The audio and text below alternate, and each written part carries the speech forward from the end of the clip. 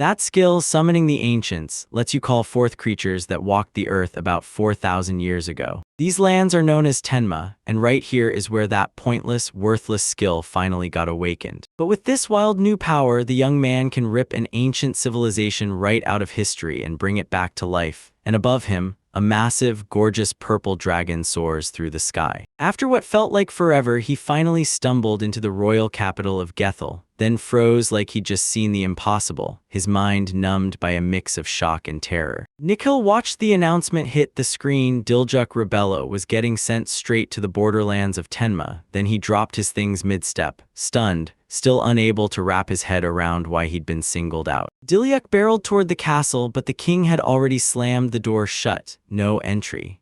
The guard had to break the news to the young man, and sure enough, Diljuk got stopped cold right there on orders from above. Then the guard blurted that Diljuk was a loyal assistant, trusted by King Girder, and Diljak's jaw dropped because the man in question couldn't believe he was getting expelled, and he didn't know a thing either. The guard knows everybody's already got the memo that the plan this guy pitched has made the country richer. But even so, Diljuk can't shake the feeling that something is off because there's no way anyone can truly read what the king is thinking. Diljuk Rabilo was born in the countryside to a family of protectors who served the king, his brothers rocking serious talent. While Diljuk held one bizarre skill, he could summon the ancients, a power that felt utterly strange to him. No matter how hard he pushed, he couldn't get the thing to activate, like every attempt just flushed his efforts straight down the drain, not even worth another second. But that wasn't the end.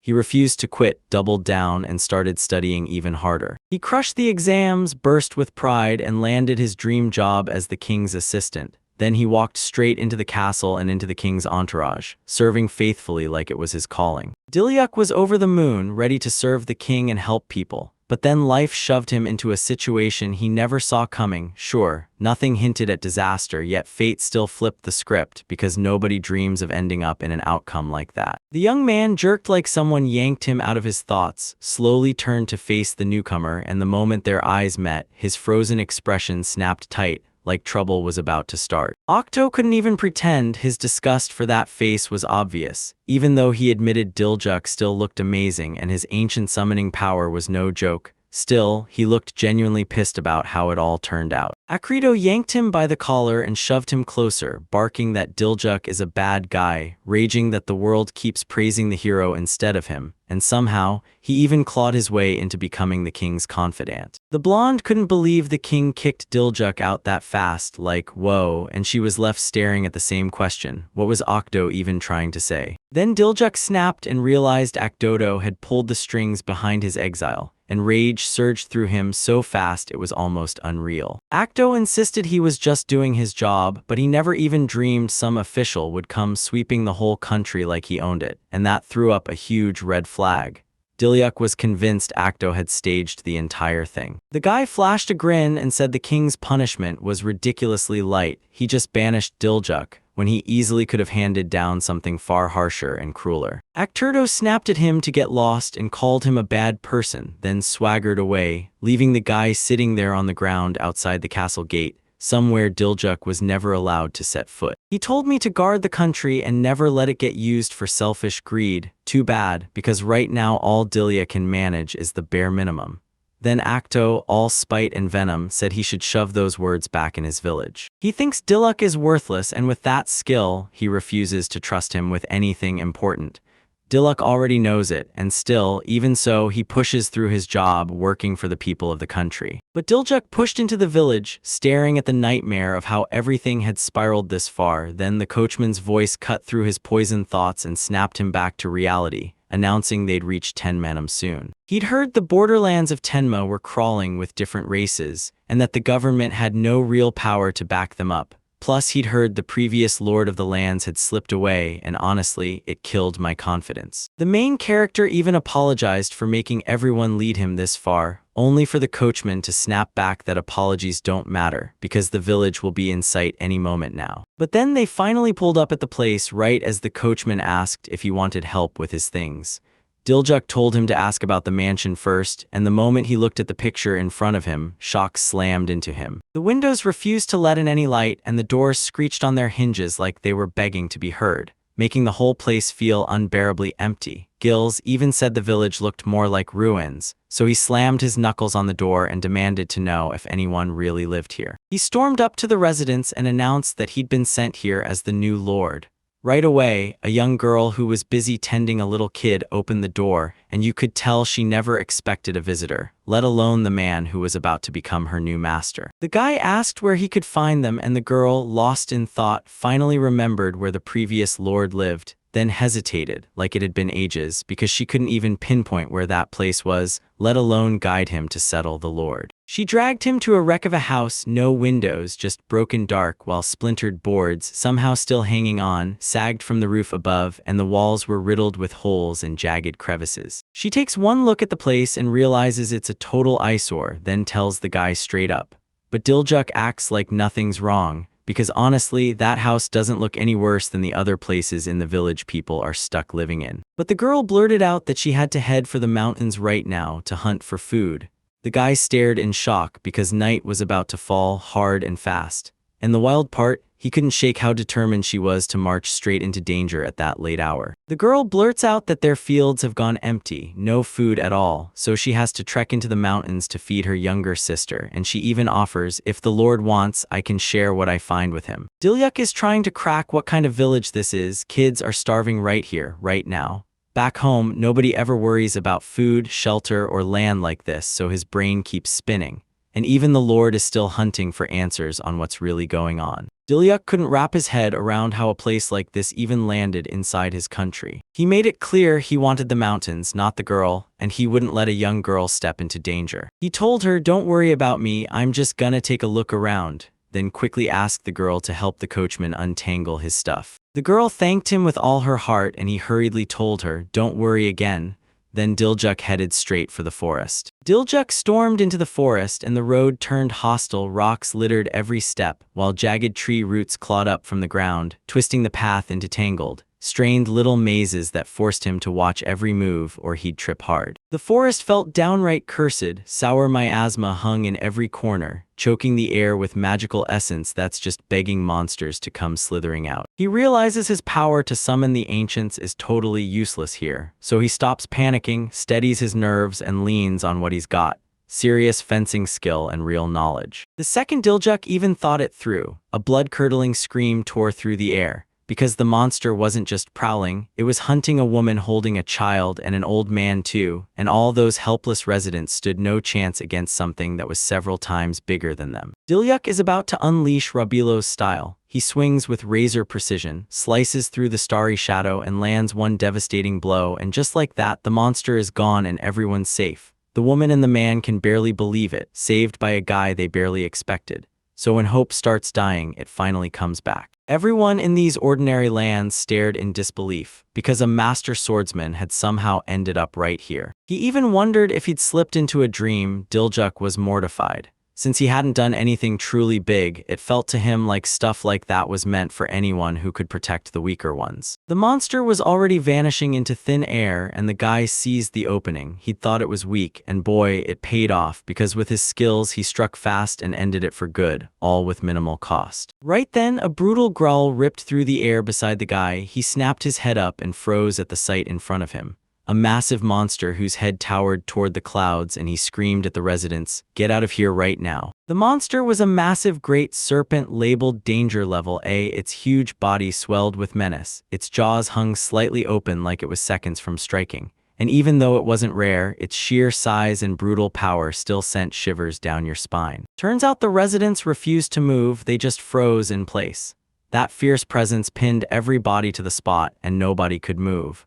The adults rushed to shield the kid with their own bodies, screaming that they'd never seen a snake that huge in their lives. They de-staked everything on the swordsman, then the snake lunged straight for the village lord with its mouth wide open, and it slammed into him with brutal force. If he hadn't thrust his sword up at the last second, this could have gone catastrophically wrong. He realized he couldn't take this monster on solo. No matter how hard he tried, it would still crush him, and even his sword skills would be useless against something this gigantic. The moment the snake snapped its tail, the guy knew those monster scales were built like iron armor. No matter how hard he fought, he couldn't crack through a single inch, and now Diljuk had to scramble fast or he'd be finished. Right now, the big question is simple. How does this guy protect the innocent residents? Dilyuk knows he's got one job, and if he didn't have it, then showing up here would mean absolutely nothing. The guy sprinted straight at the snake and slashed with his sword, and Dilyuk shot back to Octo's proud grin, so clear he can't help realizing he wants to see that face again. But deeper than that, Dilyuk has one mission. He's determined to rescue every last one of them. He slammed his sword blade into the huge snake to cut it down in its tracks, pure courage driving him to stop the monster before it could strike.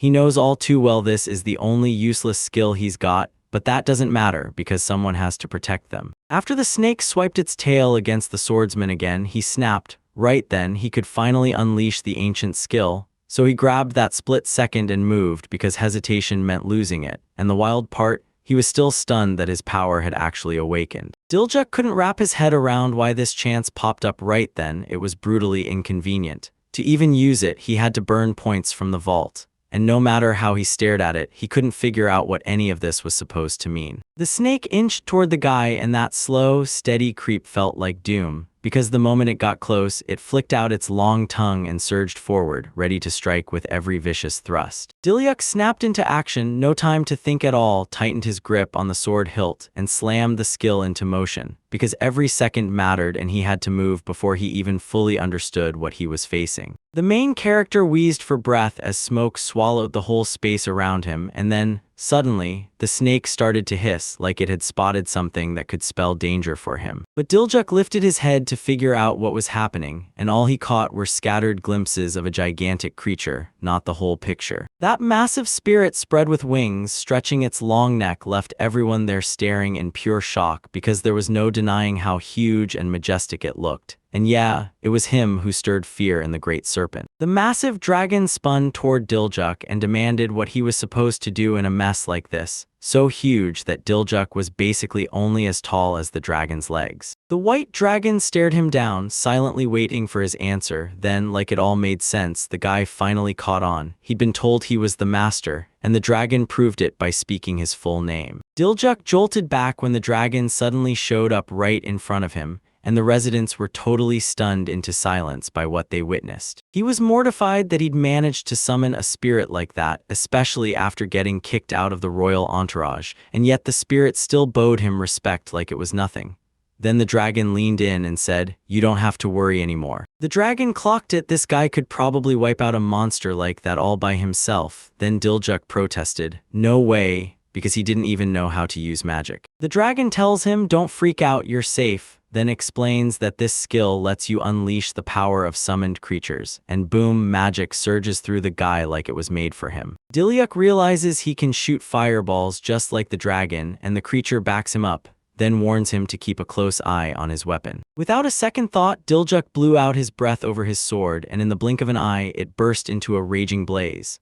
That fierce light slammed into the guy's eyes. He wasn't just on fire, he burned with a fierce need to protect and secure everyone and to keep that flame alive. That guy's strength skyrocketed. Dilyuk felt a surge of magic flood through his very core. Right on cue, the monster lunged at him again. So yeah, it's time to unleash a brand new power. The hero cracked out his usual move, slicing straight through the starry shadow, and the second the enemy guy swung and landed the hit, the weapon suddenly died in his hands because there was a brutal reason behind it. Dilyuk couldn't believe it. One clean strike dropped the snake immediately, and he'd ended a monster that was built like a nightmare, all in a single blow, sealing real safety and peace for the villagers for good. The guy wouldn't believe he could actually beat him, until the dragon grinned and said it would have gone that way no matter what, and the second he snapped back to reality, he turned to the residents right away. The townspeople stare at him like he's a legend, calling him Mr. Swordsman, amazed at how unreal he is, and they even whisper that he's basically God himself, dropped right into their world. Dilyuk realizes the residents are safe, then a little child reaches for him, grinning so bright it lights up the whole moment, and Dilyuk answers with a soft smile while the baby looks utterly pleased.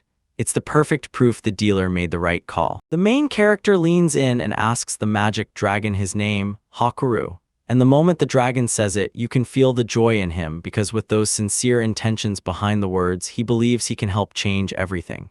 So yeah, in his eyes, this guy isn't just a visitor, he's the master. He stared in shock because that insanely powerful dragon actually obeyed him. Then Hacker realized there was no problem at all since he'd already felt it firsthand, and the village lord still remembers how he managed to conjure a fireball just recently. The main character thinks this dragon's here because of his skills, which means she's someone who got pulled from the past. And she nods with total confidence, even though she won't pretend she knows the full story, then tells the guy to dig into the details about that skill. Dilio shoots a quick thought through his head, check your status. He taps open his status and spots one call left, just enough to summon creatures that roamed the world 4,000 years ago. Diliac nearly choked on shock when she learned Hakyur was over 4,000 years old, and the dragon practically burst with joy. Because after all that waiting, her long-awaited moment had finally arrived and she was being called into this world. He froze in disbelief when Hakyuru showed up to meet him, because he never expected the spirits of an ancient civilization to be lurking right there too, hungry to jump back into the action. Hakyuru leaned in and said she'd been waiting for someone with that kind of skill, and she hinted that other spirits were doing the same, waiting to be summoned into this world the same way, proving she wasn't the only one lurking just offstage. Then, out of nowhere, Hakyuru drops her head and bows to him. She tells him she's arrived in this era and begs him to take care of her, like that's not the biggest responsibility a guy could ever carry. Diliac stared at Hakuya in pure amazement and nodded, because yeah, of course he still doesn't get it all. Under the exact conditions that forced him to awaken his skill, this is exactly how it has to go. And now, he's got a ton left to learn. Now he's dead set on the fact that his own skill is top tier, so when he gets a push to explore the idea of summoning spirits in his world, he's fired up, not worthless at all, because he's literally stumbled on an amazing new power and yeah, he's starting to love these lands too. Meanwhile, this girl was stunned and over the moon because the one person who might finally be her husband had just shown up. After all, she'd been chasing an unmatched love from beyond ancient times for ages. Even so, Diljuk hauled the residents to safety with Hakuyu's help, and after they finally cut down that monster, the villagers were rescued, and the food came through exactly like they promised earlier. The residents thank him for letting them fly together, but he shrugs and says, "No, don't thank me. And for Hakure, picking up the residents with you is ridiculously easy." They were thrilled to think their new lord was rock solid, someone who'd back them up and shield them when danger came crashing in, but Diluk swears that's not what he's doing at all. To him, his actions don't deserve all that praise. That man looked at him and basically worshipped the strength, because he smashed that horrifying snake with one single blow, and honestly, not many people can do that. Most would have panicked and fled, leaving everyone else to fend for themselves. The resident marched into the village and spilled the secret about Diljuk's feat, and Hakaju backed her up, gushing that her master's deeds would finally blow up for everyone to see, because who wouldn't want the guy to be treated right? Diljuk never asked for any of this, but those speeches still left him burning with embarrassment, especially when he remembers being exiled, and then clawing his way up to become the head of the Tenma borderlands. He didn't just activate his skill, he used it to save lives. He admits the win isn't just all him, then he bows and thanks the dragon for lending him her strength, because without her, he never could have crushed that monster. And Hakuyu adds that Dilyuk can use her power too. The main character still goes for it and checks his status. Boom, he sees his points are already stacked, and that means he can summon yet another creature, and Dilyuk can summon even more if he keeps racking up points. He couldn't stop wondering how he was supposed to pull it off, because there were still tons of things he had to figure out, tons of pieces left unsolved, and after the rest of his life, he'd need to learn even more about the skill. All the guy knows right now is this: he can summon spirits from 4,000 years ago, and yeah, that's insanely impressive, but he's got to wield it with extreme care because the rules matter. When the man heard that, he just shook his head and said nobody knows a thing about this time period.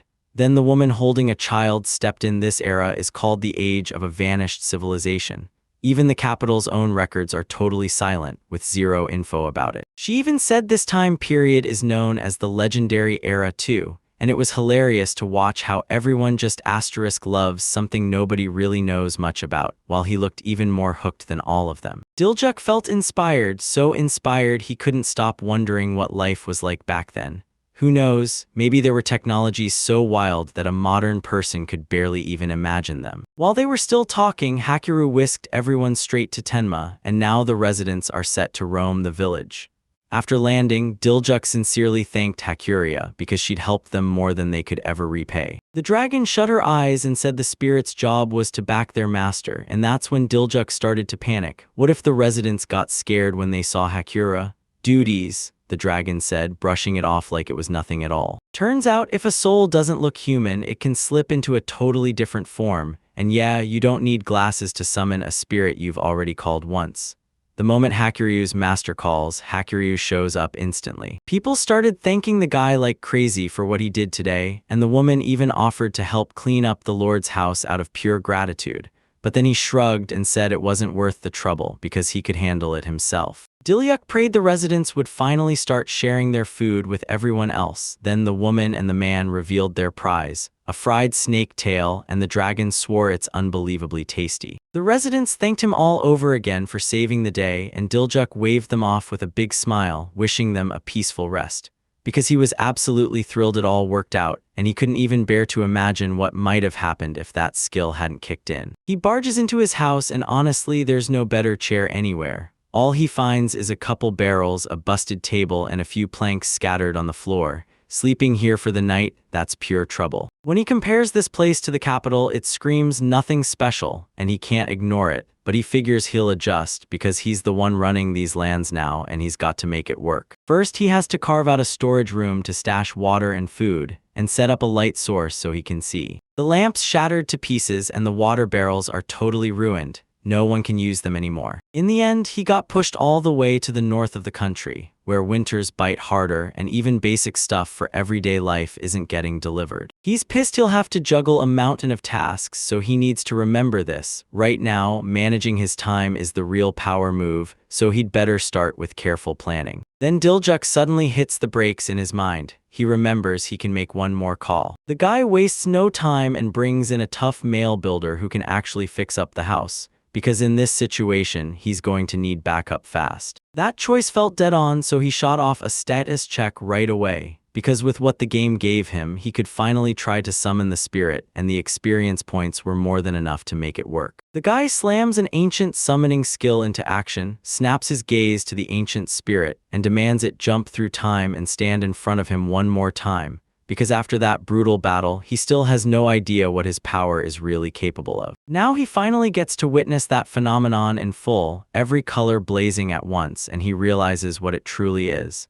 If he crushes and controls the ancient spirits, he can steal their power. This is the useless skill he was able to awaken in today's fight. Right out of nowhere, a wild flash blazes and spits out strange, unknown light, and he's left going, "What spirit am I summoning this time?" Because every single call turns into a weird lottery he can't wait to see. The flicker fades away, and when it does, a girl is standing there. She slowly pushes herself up like she's waking from a never-ending dream. Her silhouette is still swallowed by the haze and dust kicked up by that flash, but once she's done using the skill, the smoke will finally drift down, then he'll get to see exactly who he just called. When the smoke finally rolled away, the girl rose to her full height and declared she'd answered her master's call. No doubt about it. This was the exact spirit Dilio could summon with that skill. Kurt Seed introduced the girl and she popped in like, "I'm Cindy Keene," all bright smiles in a cute dress and a raincoat, totally thrilled to meet you. Cindy was bursting with joy. She flashed him a sincere smile and thanked him for calling. She'd been waiting on this moment for ages, just like Hakuryu Yu was summoned earlier in the fight, because this is exactly what she wanted to finally reach. The guy felt a wave of embarrassment and Diljuk just dropped the girl's full name, then she instantly pouted. She snapped at Diljuk for not calling her something cute, insisted, "Call me C-chan," but honestly the guy probably won't ever manage that. Then Cindy shot him an apology and brightened up because she finally got to meet a guy and she's over the moon. She's ready to say yes to absolutely anything he asks, no matter what it is. Diljuk felt totally awkward because all he wanted was to fix the house, and asking a girl like that just didn't sit right with him. His parents raised him that way. He couldn't afford it. Cindy couldn't believe it. This guy actually cared about her, and now she's sure Diljuk is the real deal. A true gentleman she trusts, no doubt about it, because her confidence in her master is rock solid. Then the girl confidently declared she was a master of alchemy, something the guy had never even heard of, because in his modern world, nobody's ever pulled off anything like it. Dilyuk stares in total disbelief, like he's never even heard of it, so Cindy decides to lay it all out, crystal clear, right in front of him. The girl drew a glowing magic circle and triggered an alchemical transformation. Then, like a single spell tether, every board in the house streaked in from the outside, and it felt like messing with that flow would only bring disaster. In a blink, every wall stood clean and bare, the table gleamed flawlessly, and everything else sparkled like it was brand new. So the whole house decoration looked ridiculously high-end, like the place had just been finished and handed straight to its owner. The girl clung to her breath, waiting for the verdict on her work, while Dilyuk stood frozen in shock, couldn't even force out a single word. He demanded to know what just happened, but the guy couldn't even explain it. His mind went blank. The girl burst into laughter and told him it was magic. Cindy had gathered the trees just lying there nearby. Now the guy finally got the hang of alchemy, and he treated it like ancient magic at first. Cindy froze the moment she heard the words ancient magic, because she'd always seen alchemy as the future, not something for the present. Then Cindy leaned in and reminded Dilyuk that he can finally use alchemy too, because her skill got handed over to him, and that means he can craft items using the very same rule. He leaned on his status and realized something wild. Since he puts in the same energy, he can also forge all kinds of objects. And yeah, Dilyuk still hasn't figured out every single trick his power can do. Dilyuk decides to gamble everything on alchemical transformation, and boom, a brand new lamp materializes right in front of the Asian guy. It looks like he finally cracked the way Cindy's power works, and that could be a game changer for everyday life at home. He just couldn't believe it. He really pulled off the win, and Cindy beamed because her master had nailed the item on the very first try. So pride surged through her for how insanely skilled he was. Dilyuk felt his magic finally dip, but he smiled anyway because that drop meant he could craft all kinds of things, and he knew this would let him bring even more good to the village. Cindy was determined to help, and the moment those broken things were in her hands, they snapped back into working order, fixed and ready in just a couple of moments. He finally admitted they could use one more lamp and handed it straight to Cindy. So now he trusts her just as much as Hakurei, and Dilyuk is convinced the spirits are loyal to him. She dove straight into it, and just moments later, a gorgeous flower-shaped lamp bloomed right in front of her eyes, with the ceiling shaped like a budding flower, petals spread out, and the stem standing firm as its support. 145. Dilyuk didn't expect to find a lamp like this at all, so he snatched the girl by the shoulders and demanded she make more magical items, and just like that, a brilliant plan sparked in his head that could flip the whole village's life around. The girl clocked that Dilyuk was going to hit some bumps in love, then sighed hard and asked me, right away, to trust her as we fought through all the trouble together. In the blink of an eye, Cindy snapped magic into place. Poof, a glass where water magically shows up, and a box that can freeze food solid, ready to use around the house. He'd never seen anything like it, same kind of lamp, too, because in this day and age, there's nothing that can blast out that much light. The kind city lamps can barely manage to brighten a single bed. She froze at the news because the old lamp didn't use magic at all, and in her world, every lamp only lights with it. So this has to be the biggest, most important difference of all. Even back 4,000 years ago, other magical gear was everywhere, but the quality, it was on a whole different level, and you could spot it just by looking at the same lamp. Dilyuk couldn't believe what kind of civilization people had back then, because the way its inhabitants lived made today's world look small in every way, and now he's desperate to uncover what caused such a huge rise, and then the fall that followed. He realizes that with this technique, he can genuinely change lives for the people living in Tennessee. And with this technique, you could rebuild an ancient civilization from scratch, the one we know absolutely nothing about. They couldn't even breathe when they realized it. This whole advanced civilization, the one everyone knows almost nothing about, could be recreated, and it means humanity is about to unlock a ton of genuinely useful things. Cindy declared she'd do exactly what the guy demanded, no more, no less, and she's ready to pour out every last bit of strength to help him, because that's why Dilyuk brought her into this world. The girl grips a magic lamp in her hands, and its blazing ray lights up every detail of her face. The skill picked asterisk this guy for a reason, and a whole wave of spirits are basically lining up to see what he'll do, because this is nowhere near the ceiling. He's got way more new power, info, and experience waiting to hit him next. Cindy, sweet as always, steps in and tells Diljuk to snap out of it. He's going to succeed, no doubt, because the future is still wide open for him, and this is only the start of their new journey. Then she hands the lamp to Diljuk. They tossed him out, and then he showed up here right when everything could flip. Diljuk snapped his skill on and locked onto a brand new target. This is the moment that decides his fate because the whole village is counting on him and he's got to prove their faith was earned. Even so, he finally asked what the phrase "everything is ahead" was supposed to mean. Cindy looked genuinely shocked because they weren't saying it anymore. The girl felt weird about it, even though she just wanted to stay in sync with the guy. Diljuk grinned and admitted he loved that phrase, and now he's 100% sure him and Cindy have everything still waiting for them, because he finally got what it really meant and put it into action. He's determined to level up, resurrect an ancient civilization, and build a brand new one, and the more he pushes, the more serious his obsession gets, until that becomes his ultimate goal. Now the guy's dream of turning 10 miserable lives around snaps into focus as his real goal. He's ready to improve everyone's days because he finally has the chance to do it, full stop, and the villagers are standing by, ready to back their lord anytime. Diljuk thrusts his hand towards Cindy and begs her to look after him, and she flashes him a confident smile, reaches back and takes it.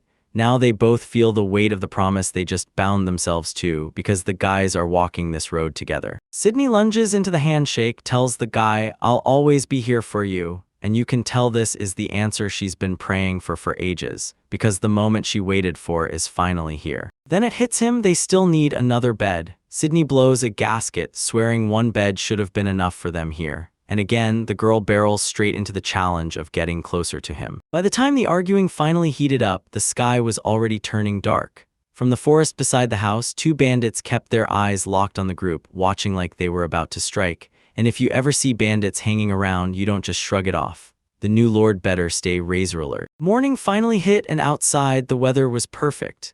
Cindy came out holding a frying pan, yelling "good morning" to Diljuk like she'd been up for hours while he was still waking up. And yeah, even a guy noticed she'd gotten up way earlier than him. Cindy spilled it like this: after the draft, she always tries to be useful, because she desperately wanted to cook breakfast and wait for the guy, so she even forged kitchen utensils with alchemy help. But there wasn't a single scrap of food anywhere, and the girl's hope instantly collapsed. She'd bent over backward to make her master happy, doing everything right, yet all she needed was something as simple as breakfast. Cindy was fuming because her alchemy wouldn't make food, and she desperately wanted to feed her master, while he smiled at how much she cared, thinking her worry wasn't nearly serious enough. Diljuk started to believe they had to grab food first, and the way to do it was simple: scout the village fields.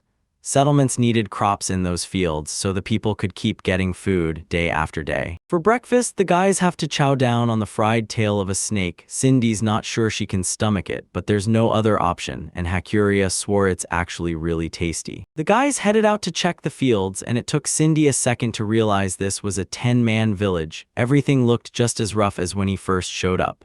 The land begged for water, crops were scarce, and you could tell they had nowhere near enough workers to make things better. Old Man clocked the people streaming by, then called out to the Lord and poured out a heartfelt thanks for yesterday's rescue. So proud, so grateful, because having a brave, reliable Lord like that feels like pure luck. The guy guessed the man was out working in the fields today, and once the man confirmed it, he admitted he'd still rather dodge the forest and deal with the weeds first, because even the old man knew not everything out there is as safe as field work. Turns out that field was crawling with weeds, and the workers' hands just couldn't keep up. The old man clocked a young girl standing beside Diljuk, narrowed his eyes, and demanded to know who she was, because he'd never seen her before and he couldn't resist figuring out where she came from. Diljuk suddenly remembered he hadn't even introduced her yet. Then Cindy burst ahead and declared she was the Lord's future wife, while Diljuk shoved back, saying he'd summoned her too, along with the dragon, and now Cindy's officially his new companion. Cindy told me her new power is alchemy, and that old man immediately scoffed like, "These skills don't exist anymore."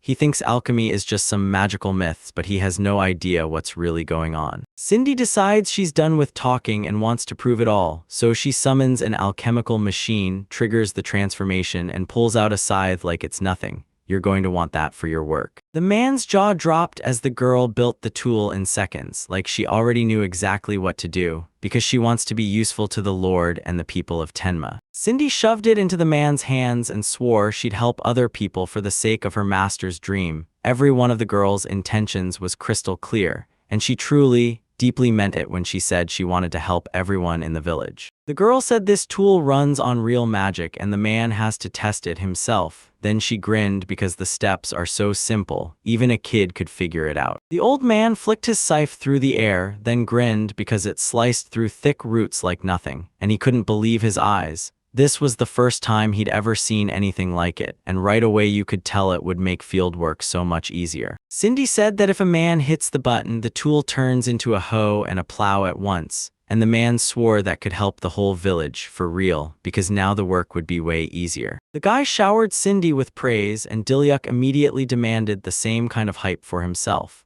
Then he said he wanted to hand these things over to the residents, because the guy was genuinely impressed by the girl's product, and nobody doubted for even a second that it would actually be useful. She shoots back a confident yes, but there's a secret trick to turning all that metal things look perfect for a second, until the guy almost forgets the one crucial condition for alchemical transformation. Cindy reminds us alchemy runs on exact trade-offs. Metal pulls magic toward it, reshapes itself, and then twists into the specific form it's meant to become, like a ready-made tool for the countryside. The girl scooted even closer to Dilyuk and whispered the secret. Only magic tools crafted from the same pure stuff are drawn to each other. And yeah, it makes total sense, because figuring it out ourselves was honestly pretty straightforward. He took it all way too literally, then still shoved it into his notebook, magnet and iron, right there as the example, and Dilyuk swears he can't afford to miss a single crucial detail that might actually help. He slams down an alchemical transformation and forges an item that's exactly asterisk like hers, an absolute, no doubt copy of the object the girl just made. And yeah, it makes sense because they've already got the same skill now. He shoves it into Cindy's hands and she bursts out, "This is simply magnificent," because just a moment ago, the subject had been locked onto a strange sound and a magical glow, all while laughing. Turns out that guy somehow racked up a clean 200 points. That means the dealer can refill the supply by pitching in with the household, and the girl beams with pure joy because every step brings her master closer to the dream he's chasing. If that scale finally maxes out, he'll unleash a brand new spirit, but you've got to push harder, help the villagers even more, and rack up even more wins against the monsters. And summoning a fresh spirit can actually help the residents too, so one move kills two birds, right? He's totally pleased with the setup because it lets him save time. All at once, a blood-curdling scream ripped out from the direction of the house. Every single person jolted upright and snapped their heads toward the sound.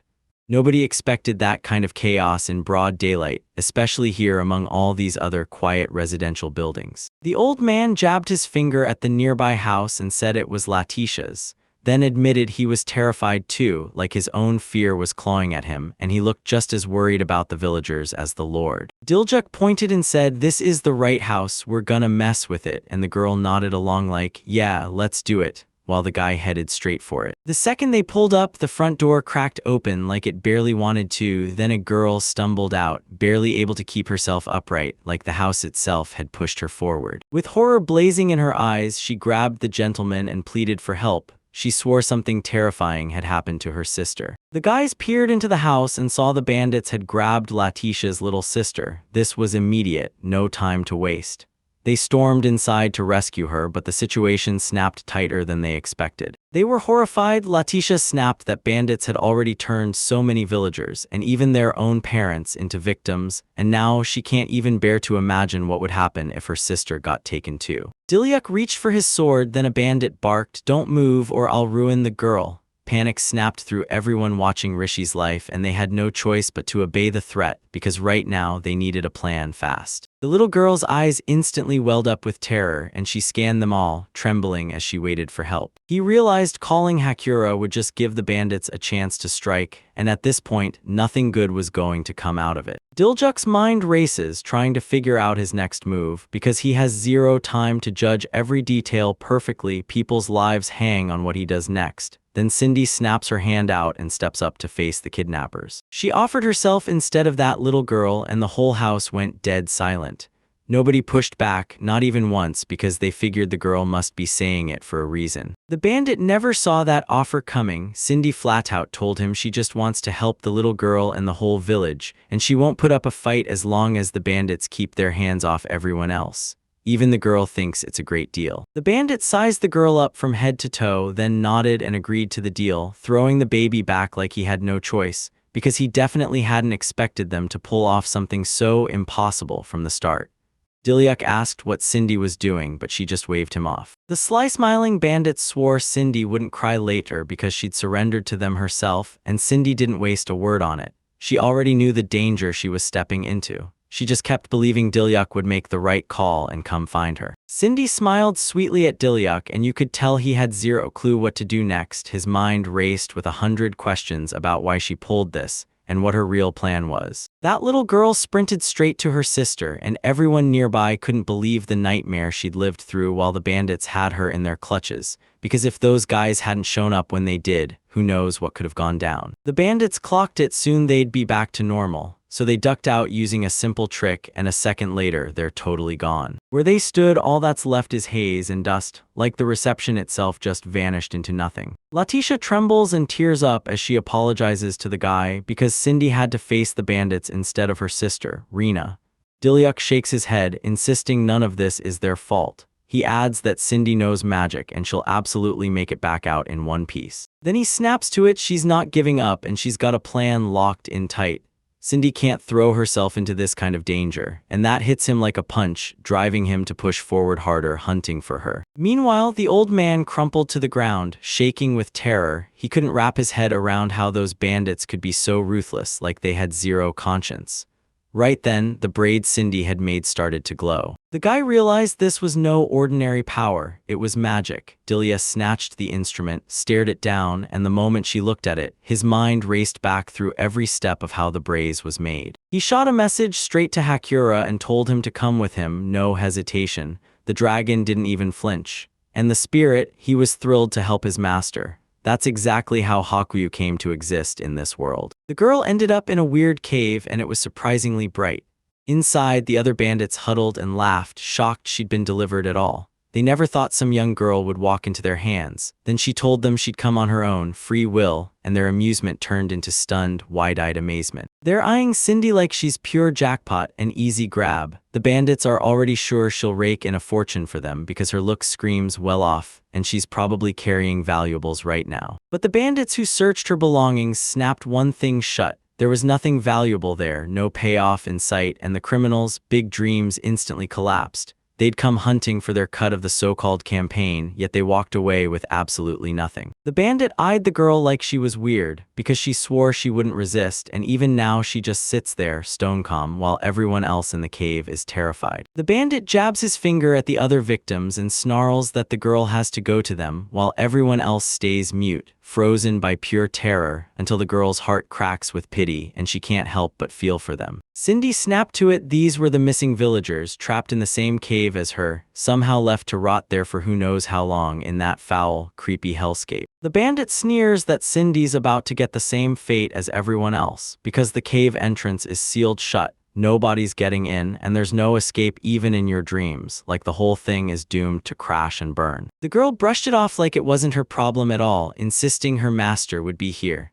No doubt, and even with everything falling apart around her, Cindy refused to waver, fully convinced Dilyak would come for her, come hell or high water. Then one bandit snapped and barked at the girl to watch her tongue, and the second he realized someone else could actually point him out, rage surged through him. Then something irreversible finally happened. The girl never saw that disaster coming. Right when the bandit should have been safe, an explosion ripped through the air from behind him, and somehow it chilled my soul instead of panicking me, because the girl already knew exactly who was doing it. The bandit spun around, snapped, and demanded what kind of sound that was. None of the criminals saw this coming. Someone actually tracked down their secret hideout and smashed it to pieces.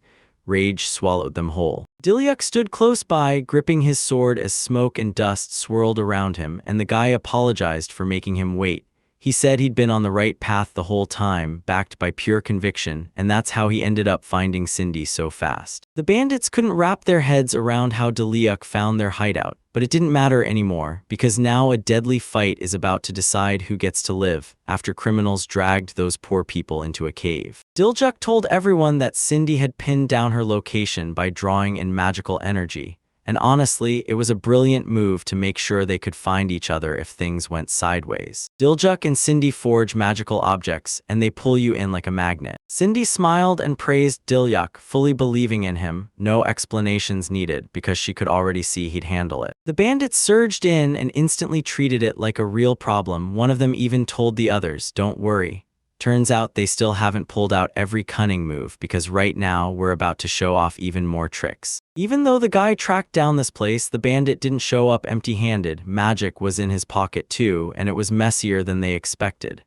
Bandlet snapped into action, unleashing a skill they believed could finally crack the swordsman. Diliuk didn't so much as blink at the news. He exploded into action, sprinting straight at the man so fast it looked like lightning, and the bandit D couldn't miss it. He clearly hadn't expected that kind of move, and in the next breath he was left staring, stunned. With zero hesitation, the guy slammed into his star shadow cutting skill and wiped out the first bandit in an instant. An awesome start to a fight that could decide Cindy's and everyone's lives. The second bandit's horror spiked as he started to realize who that man really was, because Diljuk was already right behind him, winding up for the strike, and any criminal could see it. After just a few heartbeats, he wasn't guessing anymore. He was convinced the guy was deadly skilled. So the bandits got slammed down one by one, and none of them left standing. Diliuk thanked Cindy with all his heart, because without her, that guy never would have found this place, and the whole plan was basically flawless, built on trust almost from start to finish. Then the hostages burst into joyful cheers, saved at last. They couldn't even wrap their heads around it, because for a second there, they were sure something brutally awful was about to wreck their lives. But it was over. He couldn't believe how many residents had been smashed by bandits. Seriously, this village was always headed for trouble, because those raiders keep roaming these lands, hunting down their next big catch. Diljuk and Cindy shot forward, yanking handcuffs off people in a blur, and handing back the freedom the criminals stole from them in an instant. Those guys could barely believe how much it meant to everyone standing there. Diliuk realizes everyone's free now, until they all spot something off, and he rushes toward the great area, only to find something truly weird waiting there. Turns out half the people were crammed behind those iron bars, and every single one of them was trapped there because bandits dragged them in. Diljuk leans in and asks the creature, worry burning in his voice, if it's hurt. Yet the gnome-like thing refuses to believe they've truly come to free it, and terror has him frozen so hard he can't even believe salvation is real. The main character flat out swore it was true, then dragged everyone into the spotlight. The dwarf, tears streaming down his face, finally spilled the truth. His people had always been crushed down, treated like they had no worth at all. And it was plain he was shattered, because the moment he was treated like a human being, you could see how lost he felt. Diljuk ripped the handcuffs off and told them it was finally over. No more fear, no more worry, because the moment he said it, the terrified guy's mind went calm and the panic about tomorrow vanished. As the Lord, he beams with joy and leaps to help every living soul. Then a dwarf fires off a question. "Who are you?" He grins, thrusts out his hand, and declares, "I'm the lord of the village of Tenma." The dwarf's face burned with embarrassment when the man reached out his hand, but he grabbed it gladly and promised he'd repay the debt to Diluk's village for saving it, because no one had ever treated dwarves like that before. He bowed his head and thanked the dwarf from the bottom of his heart, then asked if they really didn't want to go back to their homeland. Because after all that time gone, he could tell those creatures would be desperate to return to their own lands as soon as they could. The dwarf lays it out plain. He won't let him go unless that debt is paid in full, no exceptions. That's just how dwarves are. His words hit like a vow, dead serious. Then another creature slides in and asks to do the same thing, thanking him for saving its life. The big guy who looks like a bear is desperate to repay the rescue too, but when people see him, they flinch and back away, terrified of how he looks. He's way bigger than a normal person, with full fur and those bear ears sitting right on his head. Then the folks who'd been in that cave forever finally surfaced and shouted that everything inside, the people and the creatures alike, had gotten closer. So everyone there decided to convince the rest of the residents. These creatures aren't something to fear at all. Diljuk couldn't stop smiling because it all turned out perfectly. he just knew Tenma's people would be thrilled to see everyone, and even though he'd only just arrived in this village, his confidence rang as loud as his words. Everybody was grinning from ear to ear, and Diljuk fired off the idea that they should all head straight to the village. Haku sprinted around and helped everyone get home, while the summoned spirits in Diljuk were absolutely sure Cindy was doing just fine, because that girl, she showed razor-sharp wit and she trusted the Lord with her whole heart. Then Letitia and Rena bolted up to them, shouting for their mom and dad, only to find a woman and a man standing right in front of them. They finally saw their daughters safe and sound, and sheer relief hit them like lightning. Then they apologized, grabbed them in a tight hug, and held on like nothing in the world could ever take them away again. Letitia said every villager was back at last, then turned to Cindy and asked what she could possibly do to repay her for the help. The girl snapped, "Don't thank me, I'm not the one who deserves it. You should be thanking Diljuk because I didn't do any of that." The girl grabbed Diljuk's hands and swore she'd never forget what just happened. Then, tell me, how does it feel for parents who were terrified they'd never see their children again when they finally get to hug them tight? And Diljuk is relieved too, because now it's all finally under control. His village isn't on the edge of bandit and criminal attacks anymore. The people have their own peace at home, with a dependable lord watching over them so they can sleep soundly at night. The main character lined up the dwarves and bears in front of the villagers, and the crowd rushed in, ready to help rebuild their home, while the half-humans held their breath, because no one knew how humans would react after years of being cast out and never really being seen as people. Every villager stared at the new arrivals in shock, and the dwarves and bears trembled too, because they had no idea how humans would treat them after years of being pushed into the shadows, hidden away from human eyes. Letitia was the first to step forward and face the guests, and the whole room went dead silent. Everyone stared, but nobody dared to speak because their minds were already spinning with their own thoughts. She flung her arms wide and poured out a heartfelt thanks to the dwarves and bears for backing her parents. Then she made it clear she'd noticed every single person who'd gone out of their way to help her in that cave, while the bears couldn't believe it because nobody was scared of them. The girl snapped back, saying that's not true at all. She's convinced everyone's buddies now because they've all been crushed by the same grief, and she's right in a way. That shared pain has turned the whole village into a friendlier place. The villagers cheered and backed the girl's words right away, swearing they'd feel way safer if the dwarves and bears stayed with them. After all these years, they finally welcomed them in. The dwarves and bears felt it too. The crowd's reaction warmed them right to the core, and honestly, my soul felt hotter than ever. Cindy and Dilyak were grinning just as hard, loving every second of it. The dwarves marched up to him and told him the village was exactly as Diljuk promised. And honestly, nobody saw a place that friendly coming, because it ended up being even better than they ever imagined. They thanked the bears and dwarves from the bottom of their hearts for showing up in their village, because yeah, everything rides on these guests, and they swore they'd help restore it. The dwarves swear they'll work like crazy because they know how to build sturdy houses, and when the bears hear that, they jump in too, telling everyone they'll help, and the whole village lights up as people cheer. Diljuk poured out heartfelt gratitude to everyone, and with Tenma's dream of a happy life in his sights, he turns that first step into action, pushing forward with one goal in mind: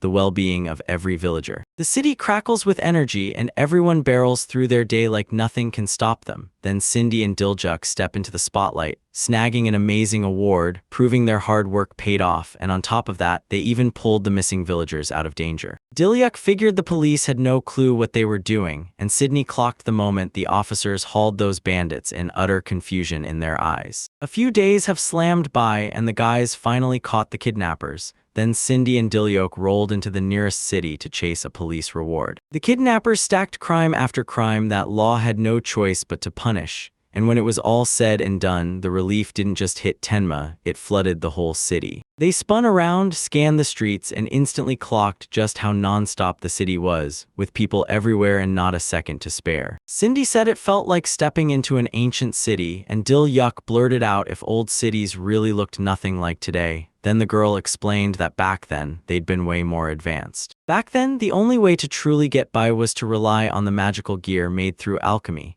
These memories of powerful objects kept everyone standing, even as that guy admits the city they're in is great too, because the old world tech from the past still hits people hard and leaves no one unmoved. Cindy squeezes Dilyuk's hand, hugging close, and promises that the greatest city in the world is the one where she can stroll beside her master. The girl lit up like fireworks. She even imagined flying with Dilya to Hakuya's city for a whole day, until the guy crushed those dreams and announced he had a big, urgent job to handle today. The guy makes his offer and Cindy's eyes snap wide with excitement. She just knows Dilyuk has something wild in his pocket and she can't wait to see what's waiting for them here. Dilyuk explains that Tenma is totally cut off from the outside world. This hits her lifestyle hard and fixing it would make life feel lighter for everyone. Meanwhile, that guy is desperate to sell stuff Cindy made, and since he's learned alchemy too, he's aiming to move the goods in huge batches. If this pays off and brings real value, then the whole village benefits and these guys can't miss. Cindy's got faith in Dilub and she's betting everything on them. The guys rolled up to the Maple Chamber of Commerce and everyone swore this award is the best damn one in the whole country. Cindy and Dilyuk slipped into the store and when they greeted the guy at the table, he blinked and said, "I've never seen you two before." The man demanded a quick audience, then snapped, "Why are you here?" And Dilyuk instantly clocked the country's big trading company. He leaned in and declared he wanted to sell the product. The merchant grilled the young man about what he'd hauled in, then recoiled when he learned it was just everyday utensils. "I'm not buying junk." Chances are, though, he'd happily buy something weird if the price was right. Dilyuk slammed a bag of items onto the table and told him to take a look first, because the guy's sure he won't get intimidated. Then the man zeroed in on the guy and his product. The merchant clocked the guy's desperate pressure as he hawked his product, but the merchant still leaned in to see what the man was selling. The guy lined up every utensil right in front of him. Then the man leaned in with a magnifying glass, scrutinizing the two glasses and the lamp like his life depended on it, only to realize they were staggeringly rare. Yep, and once the inspection was done, the merchant finally got ready to drop his verdict. Cindy told the merchant to touch the magic stone, and he did, though you could feel his distrust in every move, like he thought he was wasting his time on total junk. The moment that finger tapped the magic stone, water burst into the glass, and the merchant's jaw dropped, utterly stunned by what just happened. He never could have pictured something like that even happening, so I rushed to the arrivals and asked them how the water just appeared in the glass on its own. She leaned in and told him the stone was soaked with magic, so it could turn raw magic into real water. You could conjure one full glass every single hour and it was actually drinkable. Then she smiled because the whole routine was ridiculously simple, so simple you could remember it cold without scribbling a thing. Cindy strolled up to the lamp, motioned me through the switch, and the thing burst to life instantly, right before our eyes. The merchant gaped in shock because he'd never seen anything like it. Then he just blurted, "It's insanely bright." The guy goes all in and buys every last thing from the others, paying 100,000 rubles for each item, the lamp and the glass, even though he started out trying to offer just 50,000 for the glass before snapping and changing his mind. He's grinning like crazy. This payoff is even bigger than he ever dared to hope, and depending on the terms, it could stack up to something like a whole month's wages. In a village like this, that's absolutely not pocket change. The guy flashes a thumbs up and Cindy snaps into confident agreement, nodding hard. She's thrilled that Dilyuk pulled off this plan and actually struck a deal with the country's most famous trading store. The merchant rushes to sign that contract ASAP, fountain pen dancing in his hand as he asks the guy's name, because no one can wait like he can for a product that's strange, and once that deal is in front of him, he's grabbing it with both hands. The Lord of Tenma Village still remembers the moment. He didn't even bother to introduce himself, so he finally drops his full name. The merchant snapped to attention the second he heard the guy's last name. Pure fear flooded his face, because there was no way he thought he'd ever hear that name out loud. His voice cracked as he bowed, and the merchant bristled, thinking he'd just been dealt rudeness. While he had no clue the man was a Deluxe Rebelo, no clue the Lord would actually show up in his shop, and no clue the guy had told him, "Don't worry so much." The main character says, "Yeah, I'm just the head of this tiny village now, because I'm not serving the king anymore, and my name is only tied to a legendary swordsman and the lord of this village." Dilyuk leaned in and said he had a request: get the caravans to Tenma, and there they'll buy straight from the source. It'll make life so much easier for everyone in Tenma and give people chances they never even imagined. The merchant had to grit his teeth and strain every step because the village was way too far, and even when his master demanded it, pulling this off would be brutal. No matter how badly a man wanted the deal, it still looked damn near impossible to fulfill Diljak's request. He knows reaching that village location is a total headache. Every step is costly, and every choice comes with real risks because the road is packed with dangers, so a merchant can't gamble everything just to chase some weird, hard-to-find goods. The main character finally speaks up. There are so many lands out there, he declares, then pushes the idea that if you plan ahead, trading is packed with chances. In Tenma, they even forge magic items, so if you buy straight from the merchant, you won't need a pass, and the guy swore that deal benefits both sides. The merchant stares at him in disbelief, and suddenly the rumors hit him again. Terrible things are happening there. Of course, not everyone would risk their own subordinates just to chase a shipment of goods. He handed over a document claiming it was finally over for good. Turns out it wasn't some final verdict at all, just a police letter of thanks saying the land around the village was completely safe now. The merchant's eyes went wide. Somehow those guys had actually shipped the kidnappers away for good. The man let out a shaking breath. He promised next time he'd send his crew to the village, because this deal had to succeed no matter what. The merchant thrusts his hand out to the guy, promising he'll be right there when he comes back to the shop. Diljak grabs it, shakes hard, and calls it a sweet deal, and just like that, both sides are smiling. The merchant gets his goods, while the guy scores fresh new opportunities for 10 whole months. The guys rolled back into their village, and yeah, they finally nailed their goal. So it wasn't a wild trip to the city for nothing.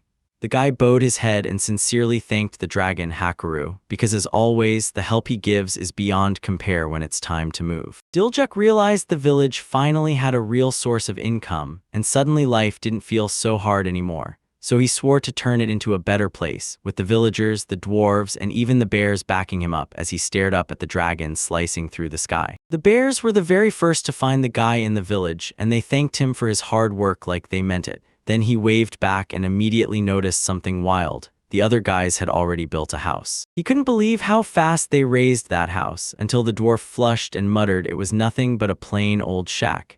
He didn't think his work would get this much love, and he sure wasn't ready to swallow praise so fast. Diljak stared at the house. It gleamed like it was brand new, not some rundown shack. There wasn't a single crack, not a single hole anywhere, and every board was perfectly intact. The truth is, the dwarf genuinely wanted the gentleman to smile, so he shot one back right away. Because it was the dwarves who proved they were top-tier craftsmen, the real deal, and not just anyone can find professionals like that. The bear won't let criminals beat him again, because when they work, they train, too.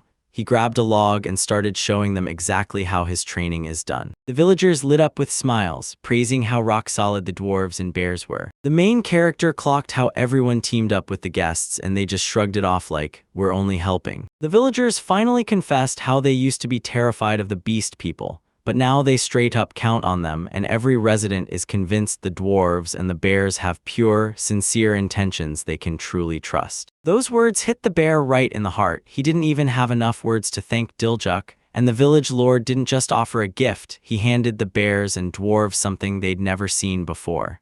Now it's clear, the whole village is going to lean on these new villagers. He thanks the bearers in return, and yeah, the village's tension has simmered back to life, but he knows one thing for sure, the fields can't be left as they are. This is a game-changing resource, one that feeds the village and helps you stockpile supplies so you can sail through the cold season in peace. Letitia strides up to Diljak with a jug in her hands, flashes him a sweet smile, then pours water over the fields and slips away like it was nothing. Diljak fired off a question about the water and she lit up, explaining that she hauls it straight from a nearby stream. He couldn't believe the girl kept sprinting back and forth, and Cindy even pointed out that with a jug, you don't get much done. Because the village's population has surged, farms need tons of water and a jug just isn't enough. Then it hits him, his alchemy level has jumped. Cindy explodes with joy because now he can pour out way more magical energy, and yeah, leveling up means spending points, but there's a catch. The village lord is about to test his brand new alchemy level, slamming the transformation into place.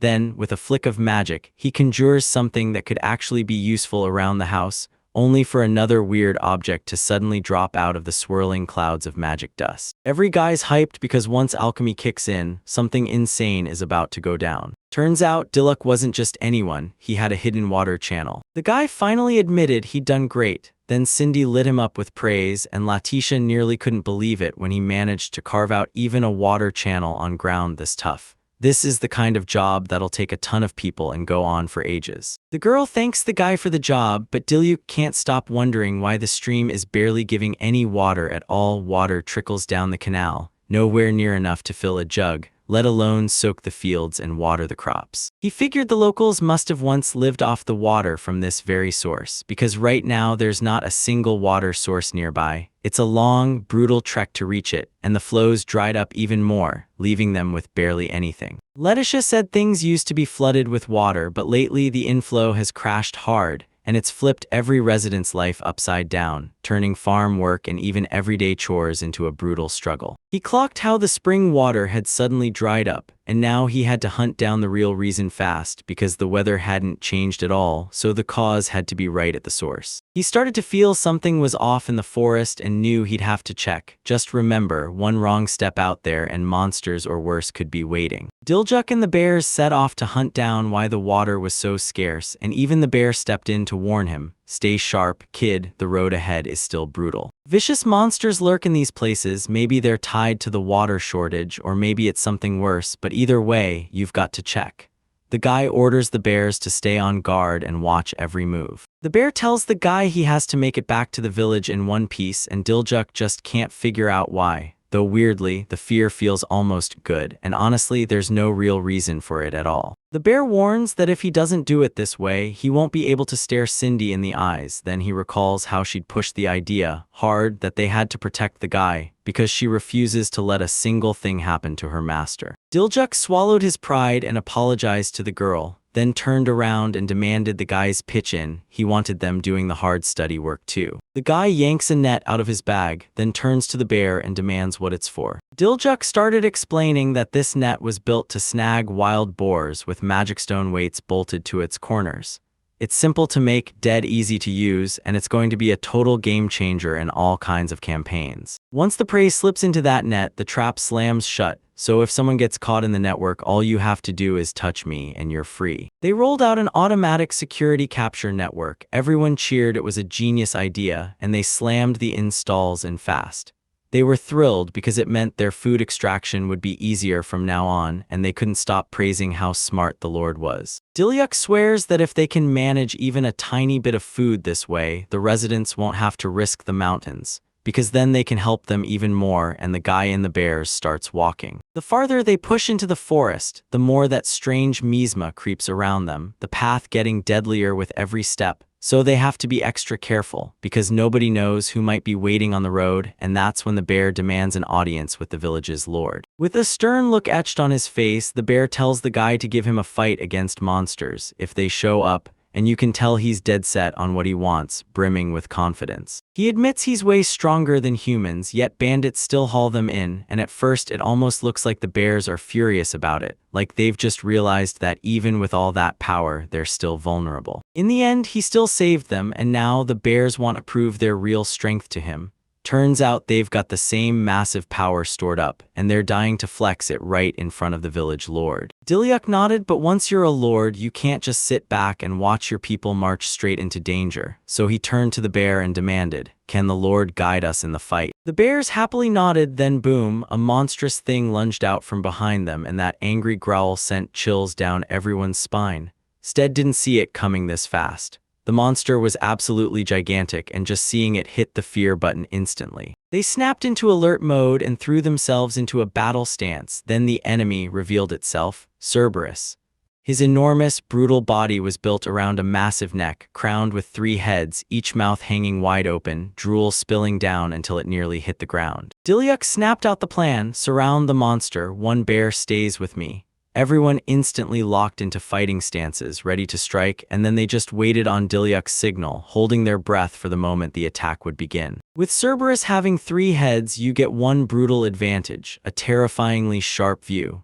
Dilyuk clocked that instantly in close combat, then started cooking up battle tactics to knock him off balance right away. The bear clenches a paw into a fist, and you can tell it's seconds away from unleashing all that bear rage. He charges straight at the monster and chops off one of its heads on the spot, like it's nothing, because he'd been itching for a chance to finally show everyone just how strong he really is. You might think this is your way out, but don't drop your guard for 1 second. The guy barks an order to one of the bears: hurl the stone at that monster. and the bear obeys instantly, doing every single thing the village lord demands. The moment that monster got partially knocked down, a bear pounced onto it and drove it back with a spear strike. Then the man threw everything he had into it, forcing the creature to prove its loyalty and trustworthiness. So yeah, the monster finally got wiped out, and the bears are convinced it's all because their master called the shots.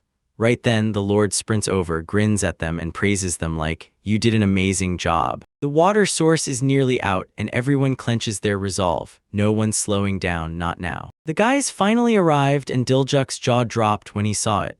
There really is a spring in the mountains, and it was so huge and gorgeous that he couldn't even speak.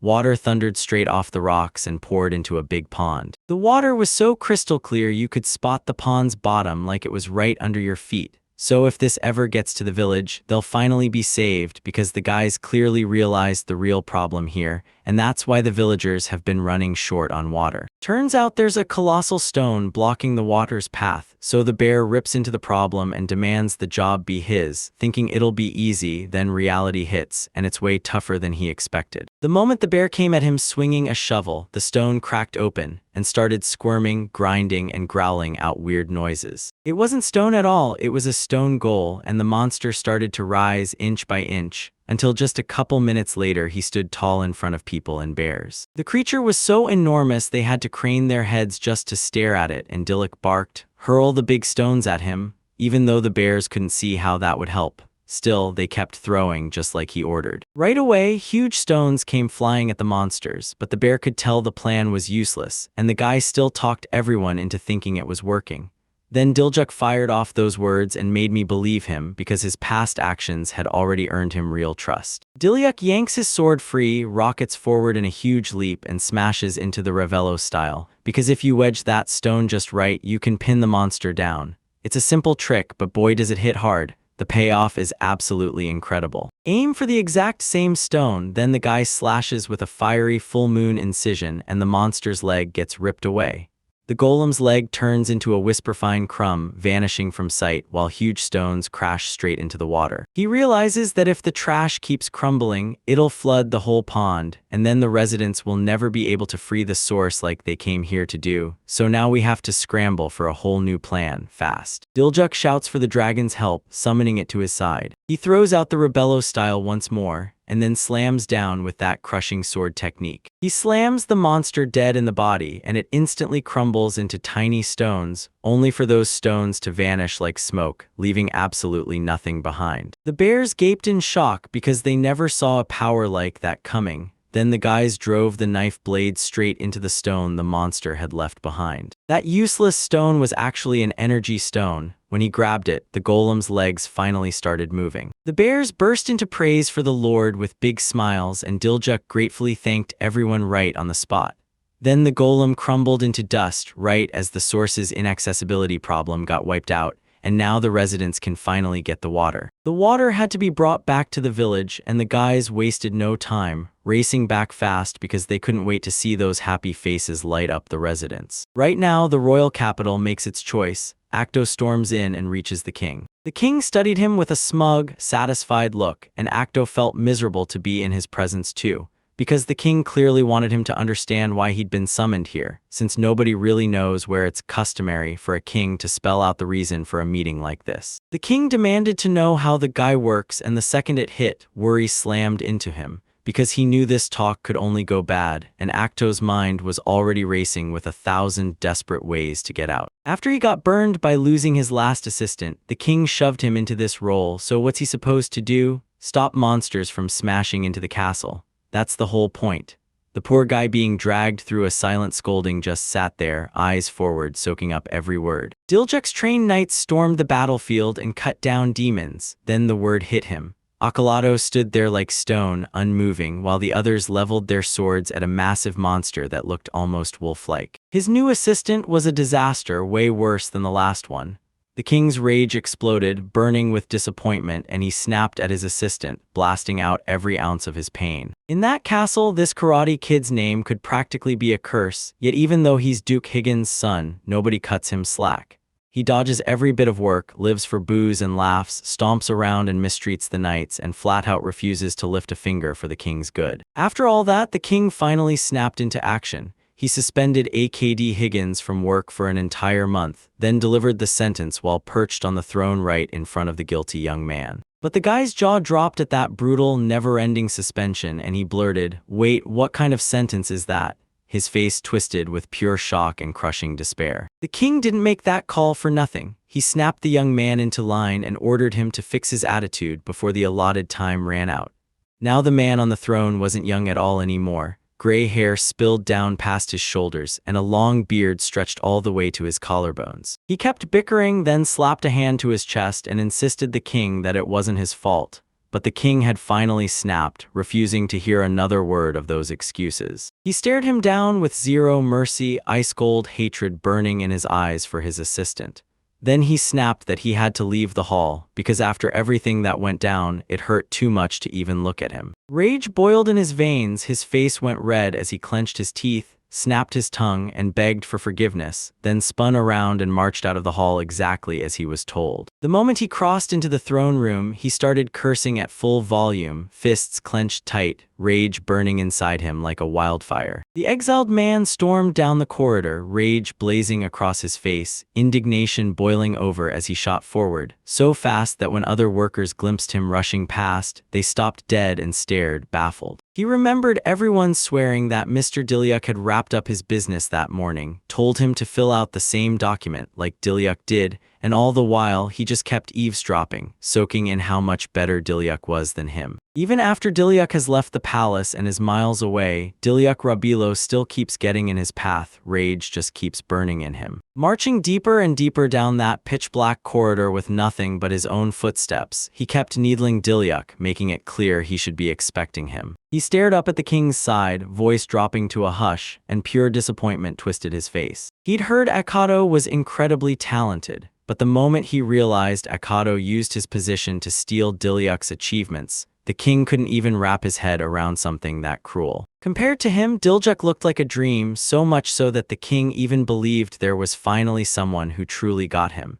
Dilyuk remembered those quiet talks from the throne room, sitting right beside the young king, and somehow it all made him feel at ease. But that's why he practically froze when he heard it. He was planning an uprising. No way. That news hit so hard it yanked the floor out from under the monarch, leaving him standing there, stunned stiff with pure shock. Higgins' son brought him the word, and when it came from someone that high up, he couldn't afford to ignore it. With demotion as his excuse, the king shoved Dilyuk away like he was getting rid of a problem. But deep down, he couldn't stop thinking, if that uprising had truly erupted, if he'd never let the thought take root, everything would have turned out completely different. The old king finally admitted it right then in proud, lonely silence on his throne. Fear swallowed him whole. He raised his wrinkled palm and pressed it to his forehead, barely brushing the crown on his head. Dilya's talent shot her into the spotlight, and her people's skills made everyone rally around her. She had everything she could have ever asked for. So yeah, he had everything a real ruler needs, and if he ever turned traitor, a lot of people would have spotted it instantly. Staring at the half-full glass in his hand, the old man pleaded for forgiveness, calling himself a weak king,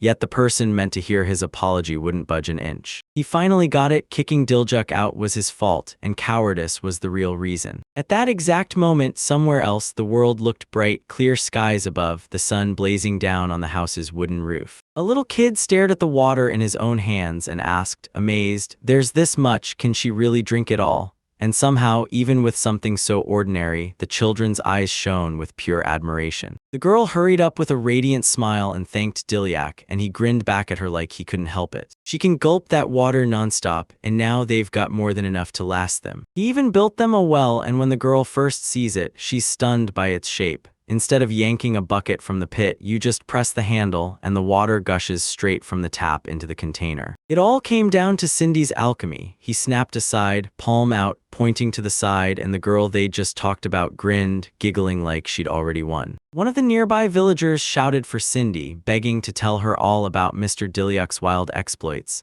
And before he could finish, a girl jolted awake, sprinted over, and demanded to hear every single detail. Dilyuk cracked up right there, a beautiful, gentle smile spread across his face, and his half-moon eyes shut tight as laughter took over. Water is the heartbeat of farming, so this gift is about to change everything for the people of Tenmo. He just delivered exactly what they needed, and now the smiling residents are gathered together, buckets full of water in hand, chatting and soaking up the good news. Suddenly, the skill panel erupted in loud clacks and alarms, and the hero jolted upright, stunned by the sudden chaos. Cindy popped up beside him again and told him the gentleman had racked up points. Then it hit, that's exactly what had happened. He yanked open his skill panel and froze. There it was. 1,000 points already locked in, and now he could summon yet another spirit. Cindy couldn't stop herself. She demanded they do it ASAP. And the guy, he was pacing, dying to know who would show up this time because he couldn't wait another second for it. He shot his palm out and shouted for the ancient spirit, begging it to slip through time and show up in front of him,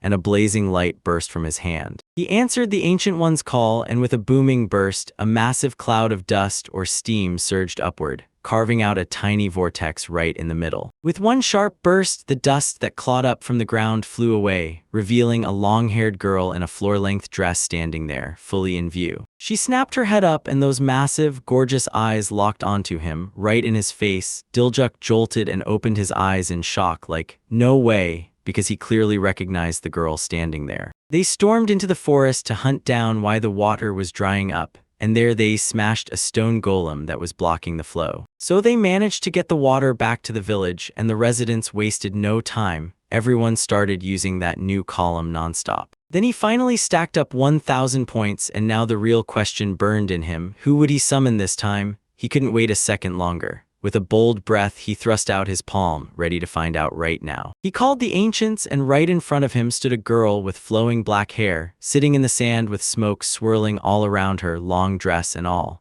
The hero and Cindy clocked her instantly, and the moment her gaze lifted off the ground, everything changed. A girl named Alice suddenly stepped into view, and that floor-length white dress, cut like a military uniform, sat at her waist with the belt hanging down, its light fabric fluttering all the way to her knees. The moment she spotted Dilia right in front of her, she startled and jerked back a little. Then the shy girl stammered that she was just so happy to meet him, while he stood there awkwardly, face burning from the unexpected greeting. Fists clenched tight as she pulled them closer to her chest, Alice kept staring at the guy with a weird, unnerving look, like it was painfully obvious she was uncomfortable. He caught it right away. Then, with his hand out, he told her she didn't have to be nervous one bit, and introduced himself as Diljuk. She turned away and blurted, "I'm Alice," then immediately caught herself and corrected it to Alicia, cheeks burning as she realized, yep, she'd messed up again. The guy shot his hand out like he wanted to shake hers, and he even blurted that he was so happy to meet her. Then the girl instantly sprang up, clapped both hands to his face, and buried it in her hair like she couldn't handle the embarrassment, while she made all these frantic, weird noises. Cindy spun back toward Dilia, clapped her hand over her mouth, and whispered that Alice gets shy around them. Right away, the guy picked up on it too from how she acted. But she's still a total great spirit and a killer cook, so when those sweet, flattering words hit her, she just freezes, then clutches her cheeks in both hands, trying to hide how hard she's blushing. The moment he heard she could cook, his jaw dropped. He grabbed his chin and stared, then blurted out, "Wait, you're really that good at it?" The spirit crushed her hand and grinned, saying her special power was cooking food. Then her confidence surged, and when it spoke those last words, her whole face changed. She stopped hiding herself, and her lips finally loosened. He couldn't believe it. The spirit in front of him was actually a cook, and the second Cindy remembers her food, her hunger snaps on like a switch. She shuts her eyes like she's already tasting the divine magic coming from Alice's dish. She yanked the girl by the hand and thrust her into the spotlight, telling her to prove her skills, while Cindy practically fizzed with excitement. She beamed like sunshine and guided her friend forward. They rolled in a set of kitchen utensils. Cindy brewed the whole thing with alchemy, and now Alice had free rein to flex her skills any way she wanted. Right there in front of her, the kitchen looked spotless and huge, stocked with everything she could possibly need. Alice's smile vanished. She went serious and tied her hair into a tight ponytail so nothing would get in the way or end up in the food. She snapped into action, then sliced the lettuce leaves super fast and sharp like a pro with her knife. After the salad was done, she whipped out her knife and chopped through every last ingredient until nothing was left unsliced. The food steamed as she warmed it up, then she stirred it with a tiny spoon and shot Cindy a look. "Make me another pot?" and Cindy churned it out fast, using alchemy to speed everything up. The guy caught it the moment he saw Alice cook. When they first met, she was shy and always second-guessing herself, but the second she started cooking, she moved like lightning and nailed every detail, and that nervousness simply fell out of the picture. At last, it was all set and everything came out great, and the girl's face practically glowed with pride over what she just cooked. She went all out: grilled wild boar, creamy stewed boar cheeks, wheat noodles, and rich chicken broth, and the guy nearly choked on how much there was and how insanely good it all looked. Still, he couldn't shake the worry that she'd cooked way too much for just 3 people, because right in front of him sat a mountain of massive pots, stacked high and packed almost to the brim with food. The girl's shoulders caved in and she shot out an apology right away. She admitted she'd gotten totally carried away, which is why she ended up growing so much. He insisted there was nothing wrong at all, everything was perfect since a festive table was set right there, and he wore a satisfied grin. With all that food in their hands, they decided they couldn't just keep it to themselves. They had to share it and feed the villagers too. They loaded up a huge, long table with a ton of dishes, then invited all the residents into their house. Right in front of them, everyone dug into the cooked food with pure smiles, and the moment Diljuk dropped the last plate, every face snapped toward him like, "That's it, thank you." A bare-faced villager slammed the first spoonful of food into his mouth, and the dwarf beside him went wide-eyed, both of them laughing with pure delight, because this was his first taste of that unbelievably tender meat. Cindy chirped that it was absolutely delicious, then dug in with both cheeks puffed full and grinned like she just hit the jackpot. The same guy who just praised her cooking leaned in and asked if her name was Alice, and he's convinced she could run her own restaurant with skills like that. The girl, cheeks burning, confessed she'd totally had her own dining room once, just not one with a fancy endowment. Diljuk finally took a bite of the food and instantly nodded along with everyone else, calling it delicious. The moment she saw his reaction, her whole face lit up with joy as she stood right beside him, watching closely while he ate the meal she'd made. That was the first time this guy ever tasted a dish like that, and he couldn't believe it. Boar meat reeks, and getting it right is a nightmare, but if it's fresh and the blood's drained properly, it cooks up perfectly. And thanks to the freezer Cindy made, the vegetables stayed fresh and ready to go. Then it hit him, she's totally obsessed with cooking, and she even nodded along like, "Yeah, this is my favorite thing." Soon the plates were wiped clean, and everyone was done eating. The guy, staring at the empty plate, snapped his head back to where the girl stood and told Alicia, "Thanks for the food." The guy clenched his fist and realized he'd gotten stronger after eating, and Cindy backed him up. She felt it too. Alicia didn't even look surprised. She straight up said it was all because of her skill's effect. Then the guy finally got it. When you summon a new spirit, you get its abilities. In his status window, a brand new cooking skill hit level 1. Game on. Crack open a meal he cooks, and you can boost your magical power right after you eat. And it cranks up your resistance to magical attacks too. Boosting your magic power and hardening you against spells is straight up an insane skill. Her power lets her conjure food that boosts magic inside you, so if he eats it, his magic attack power spikes, and that surge turns into straight up resistance to magical attacks. Turns out some magic doesn't hit the same way for everyone. Your defenses change with your cravings. Eat something spicy and your fire resistance spikes, but go salty and suddenly you're tougher against air. And it turns out that it doesn't matter how good the food tastes, because this time, the guy realizes the meal boosts magic damage and piles on extra resistance. But then it hits him, no matter how hard he tries, he'll never cook anything as mouthwatering as Alistair. She pressed a hand to her heart and beamed, telling him to let her handle the delicious cooking, because if she could make him that happy, she'd gladly do it for him. The second he heard her, the guy grinned, thanked Alice, and tried to laugh it off. Then he got so flustered his cheeks flamed red and he instinctively grabbed at his neck. A little later, the girl stepped outside and the world felt wrong in her bones. It was like she'd been thrown 4,000 years ahead, so she rushed to look around and find what the present era even had to offer. Just stepping a bit off from the house, she spotted something in the grass and it yanked her attention like a hook.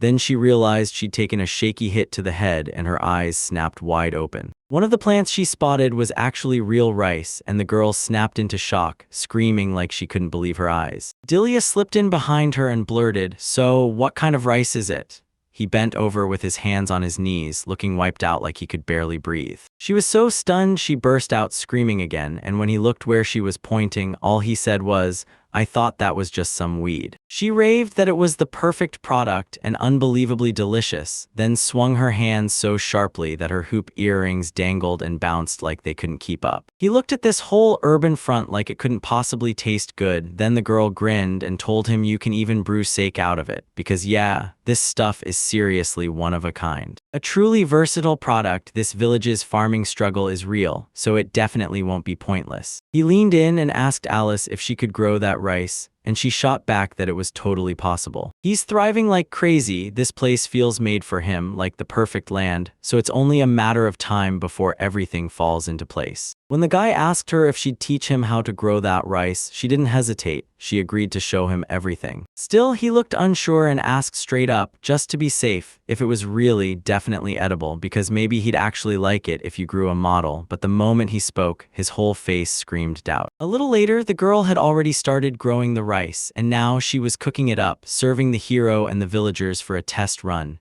Dilyuk, the dwarf, and the bear-like man stared in awe after taking that first bite of the cereal. After a while, Dilyuk and Cindy stood side by side and stared out at the field.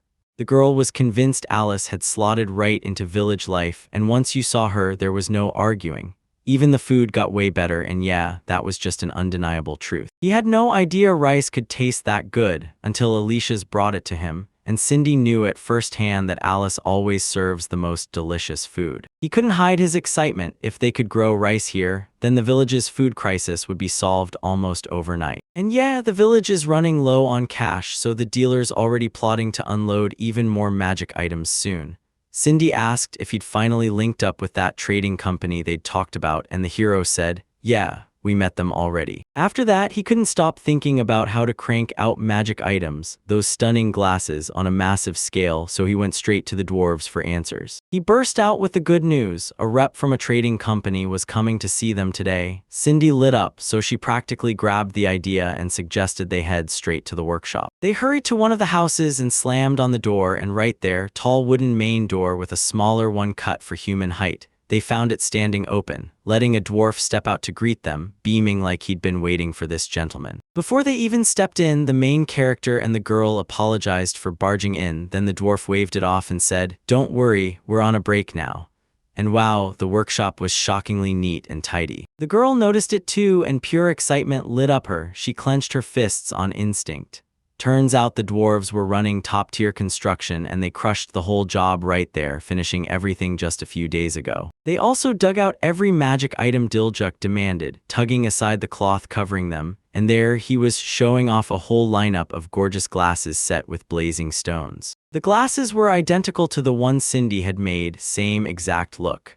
The girl stared down at one in her hands, shocked, and Dilyuk confirmed it too. There wasn't a single difference between them. Now they won't face trading problems like before. This time, it's smooth sailing. The guy hauled a box of glasses into his arms and inspected every single one, turning it over and over. Then he promised a big reward for the dwarf for the job he'd already pulled off. He was overjoyed he'd listened to the dwarves, and he gratefully thanked them for every bit of help they gave him. The dwarf grinned and said, "I let you take apart that gorgeous thing, and then you turned the idea into a drawing so we could mass produce it." So he went straight to the residence and asked who could spare time to help, then turned to the dwarf and asked if he'd lead the production, and the dwarf snapped into action and agreed fast. They actually wrapped up another cool find. He hurried to a little chest, snapped it open, and Dilyuk's eyes widened because it held exactly what he'd been looking for. Inside the tiny chest sat a stunning bracelet, and right in the middle blazed a massive gemstone. Cindy gasped when she saw it, then blurted out, "What is this?" Turns out that bracelet is a magic energy vault. He has to pour magical power into it, lock it away, and then once it's stored, the energy in his body starts to bounce back and recover. They forged it from the core of a golem Dilyuk crushed not long ago, and now the hero doesn't have to stress about burning magical energy, not even once. He was so pumped he couldn't stop smiling as he stared at his brand new power. Cindy grabbed it and couldn't help but marvel at how amazing it was. Then we learned why he pushed for this bracelet. With his skills piling up, he needed to wield his magic better, so he had it made for himself. Even after he begged the dwarves to help him craft magic items, they actually pulled it off, somehow, and that's what blows my mind. The dwarf, cheeks burning, brushed it off like it was just a trifle. Cindy stared holes into the bracelet in her hands, then snapped toward the gentleman and demanded she be the one to put it on him herself. She grabbed his hand, slipped her fingers into Dilyuk's palm, then when she fastened the bracelet on him, her face lit up with pure satisfaction. Right after that, the bracelet on his wrist flared to life, and he felt that wild magical power getting sucked right into it. Then the dwarf told him, at the perfect second, just squeeze it, and the energy will burst out on its own. Cindy couldn't stop rambling, hyped that the bracelet looked amazing on him. Then she straight up admitted she wanted one for herself too. Like he'd seen the future, the dwarf pulled out a second bracelet in his hand, right down to the shape just like the first, and said they'd crafted another identical one. The moment Cindy heard that, her face lit up with pure delight. But that second bracelet was only a fake. It couldn't store any energy inside itself, yet it looked nearly identical, and the girl was absolutely blown away. Cindy pressed her palm to her cheek, shut her eyes, and reached out with a bright smile, then asked Mr. Dilyuk to put that bracelet on her again, like she'd done earlier for him. But the dwarf was already ahead of the hero. Before he could even reach the girl, he snapped a bracelet onto her outstretched arm and fired off. How does it feel? The girl choked up and cried out, begging him to wait, and she demanded Mr. Dilyuk fasten that bracelet on her. Didn't the dwarf get it? He held up his hands, looking genuinely thrown off, and apologized, saying he hadn't even thought of it. But somehow he fit her perfectly, like he was made for her. After that, the girl grinned again and asked, "Wait, is that really true?" Her spirits surged back and she was grinning like crazy. Then Dilyuk swooped up to the dwarf, shoved his palm over the dwarf's face, and asked in a low voice if he still had bracelets like that, because he wanted to hand them to Akira and Alice too. And the wild part was, the dwarf actually had even more. As soon as those words hit him, the hero tried to stay calm, but Cindy snapped, because it wasn't just her wearing that bracelet, and if they start freaking out without them, he's the one who's going to feel trapped and uncomfortable. After all, Mr. Dilyuk was the kind of man Cindy couldn't help but love, so when she spoke softly, she snapped back to herself in seconds, pushing that sadness aside for good. But this time, the dwarf shrugged off the trouble and rewired the dimensions exactly to what they needed, then carried them straight to the hero himself, who immediately thanked him for it. The merchant caravan is about to roll in any second, and this is their first trip here, so they have to step out and meet them. Cindy was dying to go too, so they ripped out of the building with a quick goodbye to the dwarf. Nobody knows how long they've been standing there, but Cindy already starts yawning like it's taking all her strength, and you can tell the caravan is way past due.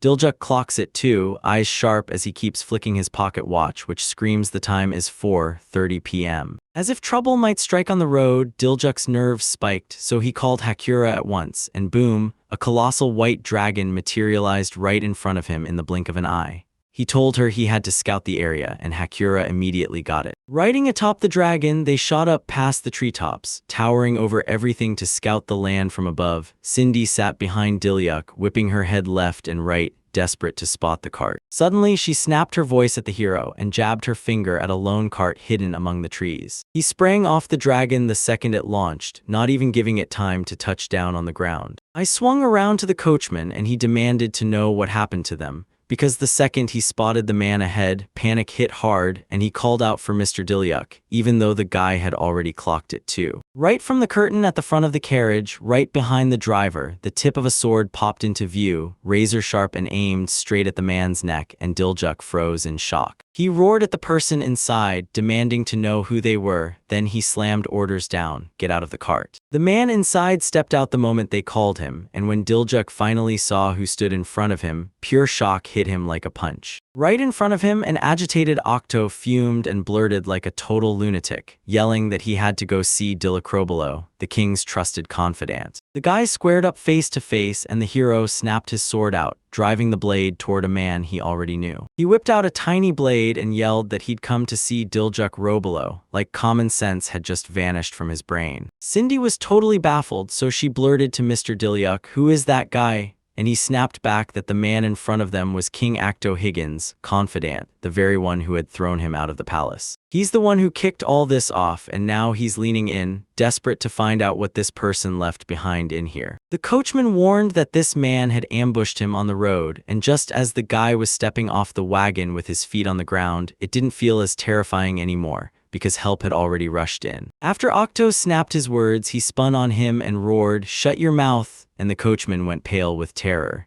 He stumbled backward, hit the ground hard, and flinched like he'd been struck. Acto slid in with a solid offer, at least that's how Acto saw it. So Dilyuk, totally thrown off, blurted out what the heck Acto wanted from him. He said Dilyuk the rebel was forgiven, and you could tell that news enraged him. Then, right after his words, a tense silence slammed into the room. He kept insisting that he should head back to the capital now that he'd been forgiven, and when Cindy heard it, she stared at the talking guy in stunned disbelief, her hand clamped to her face, while Dilyuk stayed stone cold, saying nothing. Akato hears the rumors. He's stuck in a dirty village with animals, and if he bends the knee and becomes that guy's subordinate, he'll be shipped back to the capital, living the good life again, and even get a shot at politics. Cindy snapped her head toward the gentleman and called out to him, because the dude wouldn't say a word and it was driving her nuts. Right after that, he shot off an answer on the spot, steering his dream straight toward Octo and ordering him to get out immediately, because the guy's face screamed that he was expecting something else. The hero refuses to be a pawn and just obey, because now he's the lord of Tenma village and he's got to remember that. Acto's rage flared at those words, or he somehow forced a more nervous grin. Ardo lunged in on the merchant still sprawled on the ground, snatched him by the scarf with one hand and pressed his blade to his face with the other, slashing a line across his cheek. Then he leaned in and demanded the hero admit it. Does he honestly think he has any choice? If he says no, this merchant is done for, and he's got to respond right now. Right as Akleto starts thinking he's got the upper hand, a massive black shadow blooms in the sky and slams down toward him. The guy jolted with chills, sensing something way too strange, then blurted, "What kind of creature is that?" And a voice dropped from above, saying she'd heard it all from heaven and she wouldn't just let this sit unanswered. A giant winged monster swooped down from above, snatched the merchant by his clothes, and flew off while the confused octopuses stared in shock. The merchant was still shaking with fear, but he forced out a "thank you anyway." Then she told him, flat and simple, that the only thing that mattered was that he was safe. The hero flashed a smile and thanked Hakuya for saving them. Then Octo stuttered, blurting out, "What monster was that? Is it some brand new demon?" Dilyuk snapped back that she wasn't a demon, she was his friend, and she'd shown up thanks to his skill.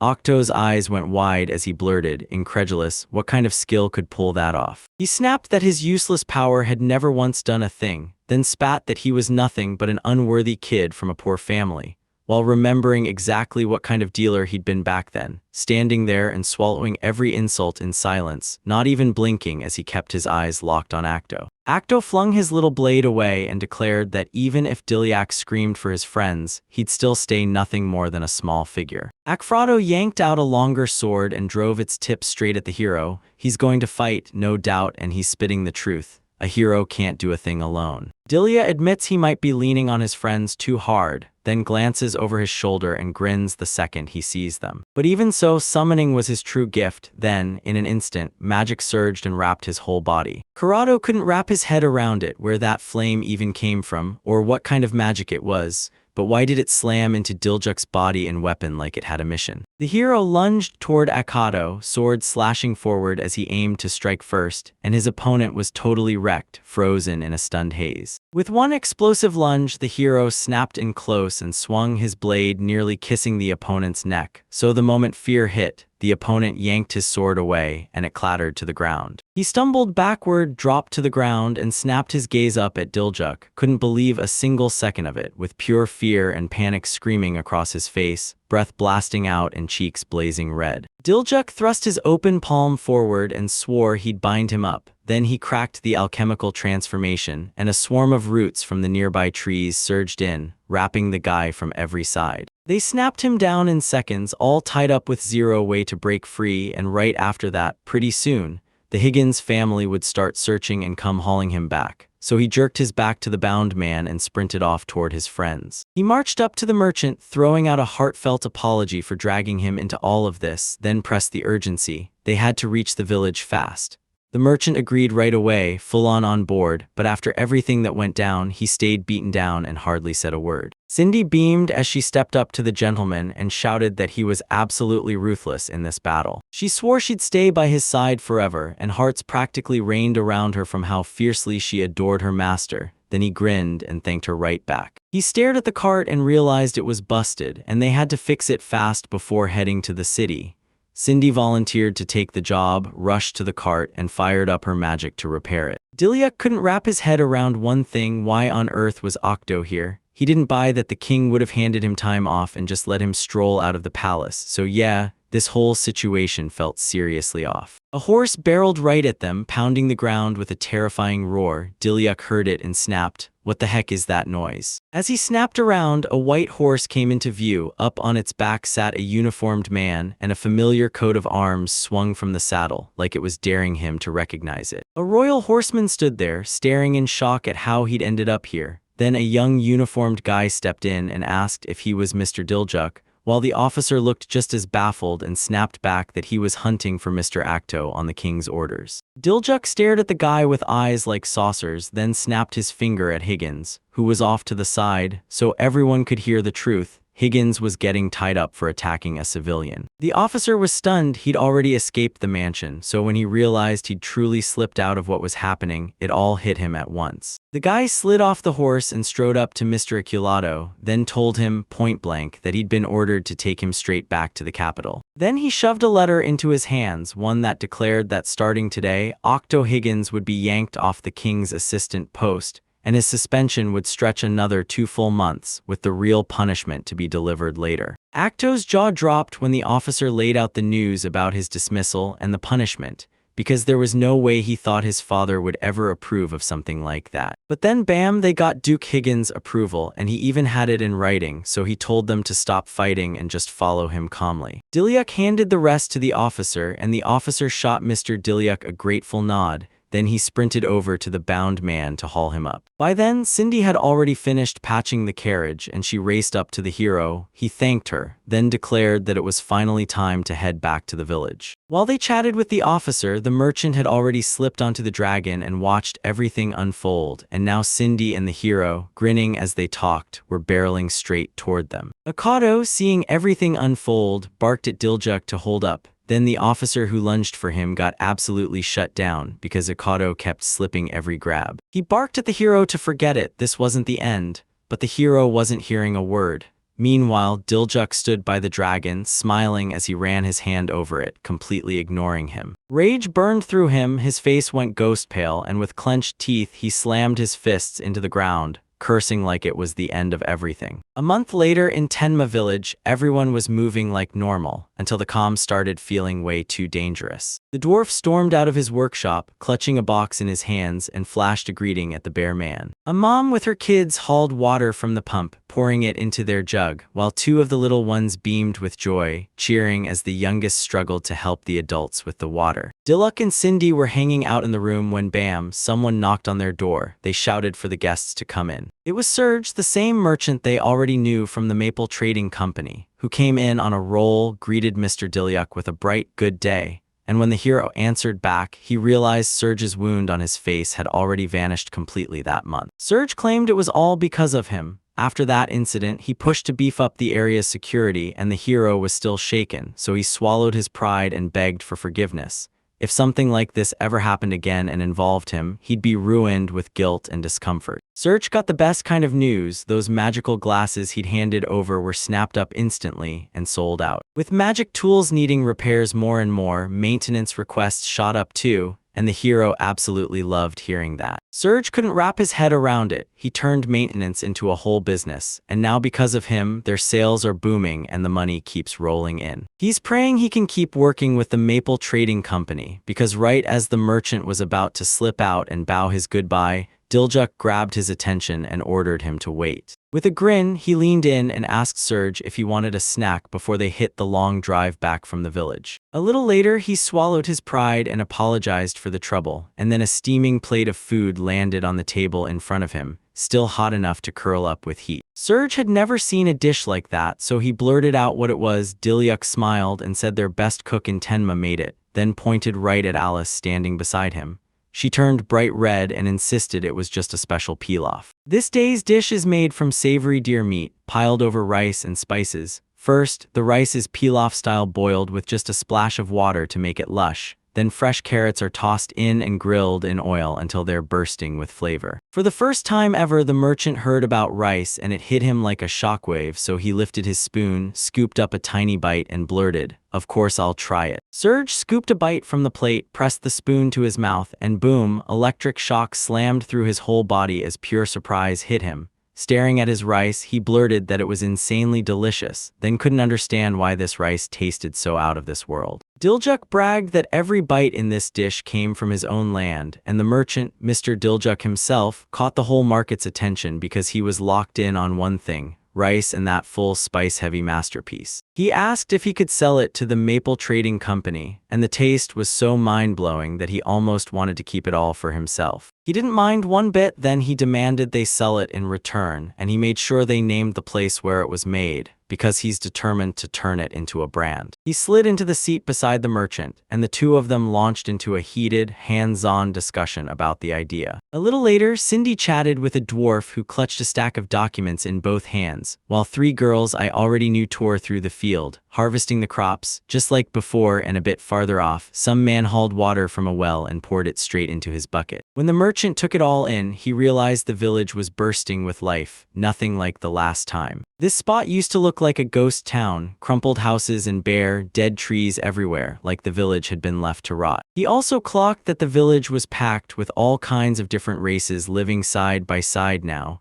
and he admitted that Mr. Diljuk was absolutely gifted at pulling this off. And as he stared at what was unfolding right in front of him, he finally admitted it wasn't just his own merit. Every soul in the village pitched in to help him, and as he stared ahead at those bright, joyful homes, a grin just burst onto his face. But even so, Tenmei's rise is only just starting for him, and Serge is dying to see what happens to this village next.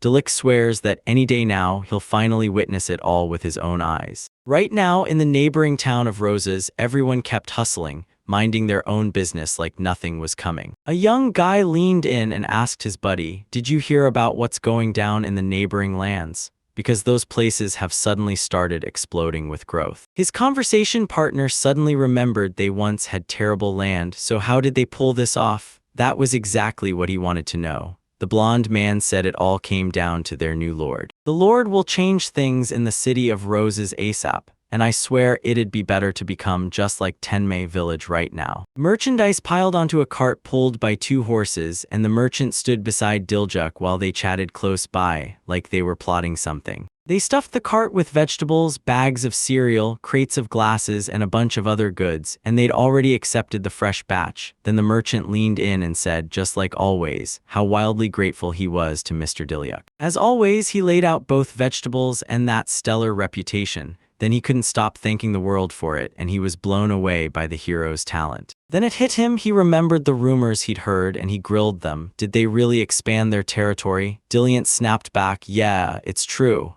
But he added it only happened pretty recently. Thanks to King Jestri's push and pull, the land he ruled exploded outward, growing far bigger than before. There was no one else in the district who could rule, so they leaned on one thing they could trust: Tenma Village is tightly and steadily regulated. The merchant kept asking where his influence had finally gone, and the hero grinned, because his forest and water zones had surged all the way to the town of Roses, sprawling across territories so huge they felt unreal. Once the merchant heard about the roses, he froze mid-breath, rubbed his chin with his fingers, and Diljuk instantly clocked the change, then asked, "What's up? Is something wrong?" Just a few days back, Serge caught an awesome conversation in the background, right when it mattered most. He moved in until he was right there, slapped his palm over the hero's face, and murmured in his ear that Akagoto had just taken over as the new head of the city, one whose borders now touched the hero's fresh territory. Bezic couldn't believe the hero showed up for this act, his eyes snapped wide open, because the merchant acted like it was no big deal, but Bezic still leaned in to warn him just in case. Once Serge spilled every last thing he knew, he bowed to the hero, pressed his hand to his heart, and sent him off with a final goodbye, while the hero returned it, promising they'd meet again. The moment the merchant walked off, he grabbed his chin in a tight fist, then sank inward and started thinking hard. When aristocrats get booted from the heart of the country, they usually get dumped into backwater villages, and Duke Higgins is probably thinking this could be his big chance to finally change his attitude. He found himself replaying an old memory, Higgins' furious face blazing with revenge. Because if that monster's cooking up trouble again, Tenma Village could be in real danger. He decided to spill the whole story to his friends, and when Cindy heard it, she jolted and screamed, then demanded, so Acto really did become the lord of the nearby city of Roses. She was itching to fight, ready to punch him in the neck and demand permission afterward, so the hero yanked her shoulder to hold her back, told Cindy to cool off since it wasn't that bad, and the second she heard him, confusion flickered across her face as she stared at him. He yanked out a map and slapped it on the table, then jabbed his finger at the territories and said this land links up with Roses through the forest. Still, he insisted there was no harm in staying on guard. Right now, a tribe of bears stands guard, but the moment the territory swells, they buckle, and the numbers just aren't there to hold it. Even when the attack hits, he plans to be ready, because right then, he's thinking about how to map out his new territory on a trip. While he's away from the village, he leans hard on the dwarf Davato, then he finally tries to tell Cindy something, and she blurts back that she's going with him right away. He didn't start a fight, he just nodded and said, "Then we're going straight into the forest," and she fully agreed with him. After a while, a group pushed deeper into a brutally dense forest, marching forward through tangled shadows. Cindy and Diljuk scanned the area and the hero's eyes widened. There weren't many miasma around, yet monsters still poured in, way more than they should have. It would have been simple for Octo to strike unseen, so just to be safe, he pushed the idea of laying traps nearby. They hunkered low to the dirt, yanking the trap nets back into shape and laying them out flat. Then Cindy beside them snapped into action, using her alchemy to forge those exact grid patterns, and with that teamwork, the ropes anchored to grids on the nearby trees yanked tight in perfect sync. She's utterly exhausted. She drops to the ground and groans that this forest is so massive it feels downright impossible. The hero stared at the map and realized this territory runs straight to the sea, and right then he knew he'd never have the time or the strength to pull off everything he was planning. A sharp alert snapped in his ears and he jerked hard, then, right after the beep, he tore open his status screen to see what it was. He checked his experience points, boom, they were back at 1,000, and this time he could finally bank it again, probably because the magic tools he sold were a hit after his territory expanded. It'd be amazing to land a spirit with top-tier defense and real know-how. Cindy couldn't wait to see it happen herself. She clenched her fists, grinning behind him like she'd won. He didn't just agree, he went all in, then started forward with her a step behind, arm outstretched, palm open, like he was inviting her to follow. He chanted a spell to drag an ancient spirit through time, yanking it to his side the moment it appeared. Magic whipped around him like a storm, and when he called on the ancients, it blasted toward the ground right beside him. A long blonde girl suddenly popped up where the full force of the blow landed. She was crouching, one hand on her knee and the other pressed to the ground. Then she slowly lifted her head and her eyes still looked unfocused. The hero just froze there, staring at the girl in front of him in stunned silence, mouth hanging open, because she looked like a spirit in a short top and trousers that screamed military, and even wore a necklace that sat like a rough little collar. The girl pushed herself off the ground, stared at the hero and blurted, "It's an honor to be called up." Then she flashed her name, Carrot Sandy. After all of that, the girl grinned so wide her eyes got hidden behind the smile. He closed the distance to her, grinning as he said he was thrilled to finally meet her, and he thanked her for answering his call. Then he introduced himself as Diljuk, nervously stumbling through it, and she immediately decided to call him Mr. Diljuk. She spun around, scanning everything like, "What place is this?" because she didn't recognize a single thing yet. Then he grinned and said, "Welcome to Tenma Village after 4,000 years. Carrot couldn't believe it when 4,000 years finally hit. Then it clicked. This was the future, and she smiled like, "I just really hope I can be useful to you." They met in a handshake. He thanked her and promised he'd lean on her going forward, and it turned out she felt the exact same way. Cindy sprinted up to her old friend, blurting out how long it had been since she last saw her. Then the girl called back, laughing like always, seeing that Cindy still buzzed with nonstop energy. Cindy blurted that she'd arrived right on time, right as they were seconds from disaster.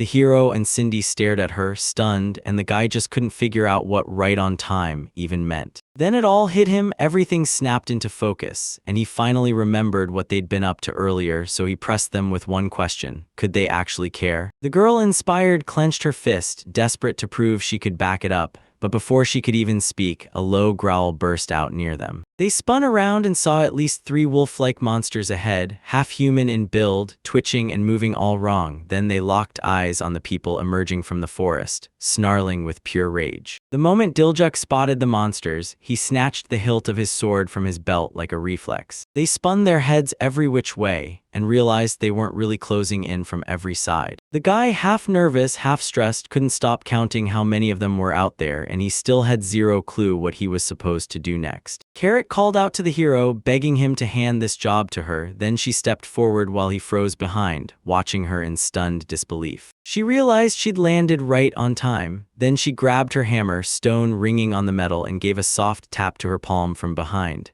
If those monsters were going to strike, they should have hit all at once. The moment she slammed her palm into it, her hammer snapped bigger in an instant, starting as a tiny tool and ballooning into a massive weapon, basically a sledgehammer but still shaped like a hammer. She lunged ahead and slammed the flat, round end of her weapon into the ground, and right on impact, rippling circular waves burst outward, rolling through the forest farther and farther with every heartbeat. The moment the waves started acting up, he whipped his head around, totally stunned, because none of it made sense, so he immediately grilled Carrot about what just happened. He snapped his focus to the side and shut the shutter, then saw 2 monsters charging straight at them, refusing to slow down. Then it hit them. Monsters were pouring in from every direction. At least 6 were charging straight toward the 3 of them, closing in from all sides. The guy and Cindy wore pure panic on their faces, and he clutched his sword with both hands, already steeling himself to start defending for real. One of the monsters with that forked, outstretched tongue was already closing in on them when, right out of nowhere, one of his paws dropped straight into a fresh trap that hadn't been there before. The next 3 monsters slammed their front paws down into Sandy's trap, and they didn't even hesitate. Not a single monster could get to them. Every last one of them was already sprawled on the ground, screaming and writhing in agony. He stared in disbelief, fists clenched tight as he blurted out that her skills were unreal. She just shut everyone down in one go. Sandy beamed with pure satisfaction, bragging that she'd nailed it,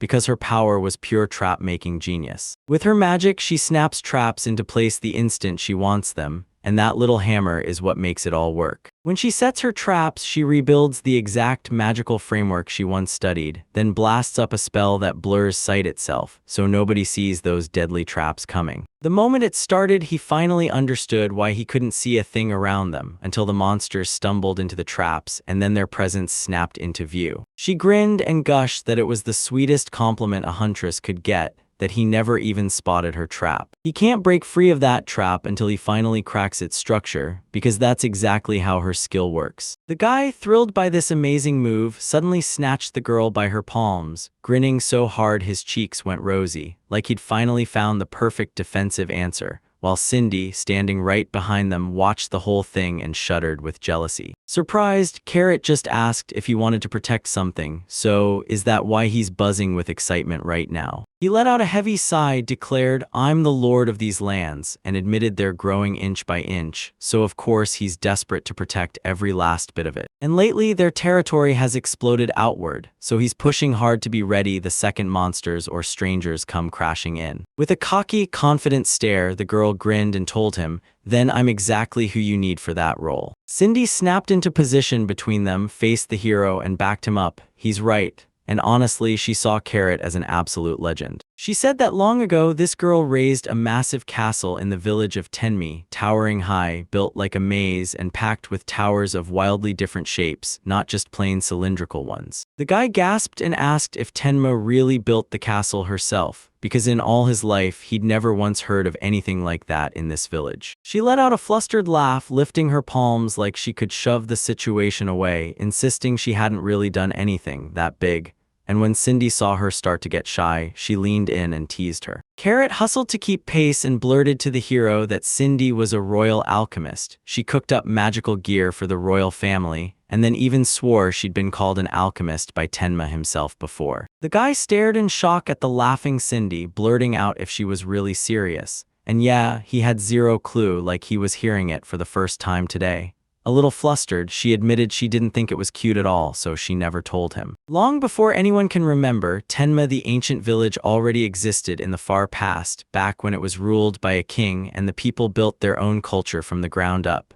And even with all that history, they still lived in peace, locked in harmony. Back then, if you talked about the castle, everyone knew it mattered. Tenboma's castle was her symbol, the village's shield, the heart of their safety. Because Tenma was locked down tight, he could breathe easy and grow without a single snag slowing him down. The moment he heard the castle was the heart of everyone's protection, his brain sparked with a genius plan. This ancient castle was built to shield people's lives, and within its walls, culture and civilization grew into something powerful. He leaned toward the girls and asked if they could rebuild the old castle the same way. Only Cindy hesitated and stared at Mr. Diliac, and right then, he sank into deep thought. Tenmei Village is in dire need of serious defenses right now, so if they can rebuild that ancient castle, he's convinced they'll make Tenmei even stronger than it is today. Dreaming about that glorious future, the guy tightened his fists like his life depended on it, because he's dead serious about finally seeing that civilization with his own eyes. He snapped his hand toward the bag on his belt, yanked out a map, and spread it wide in front of everyone, Carrot included.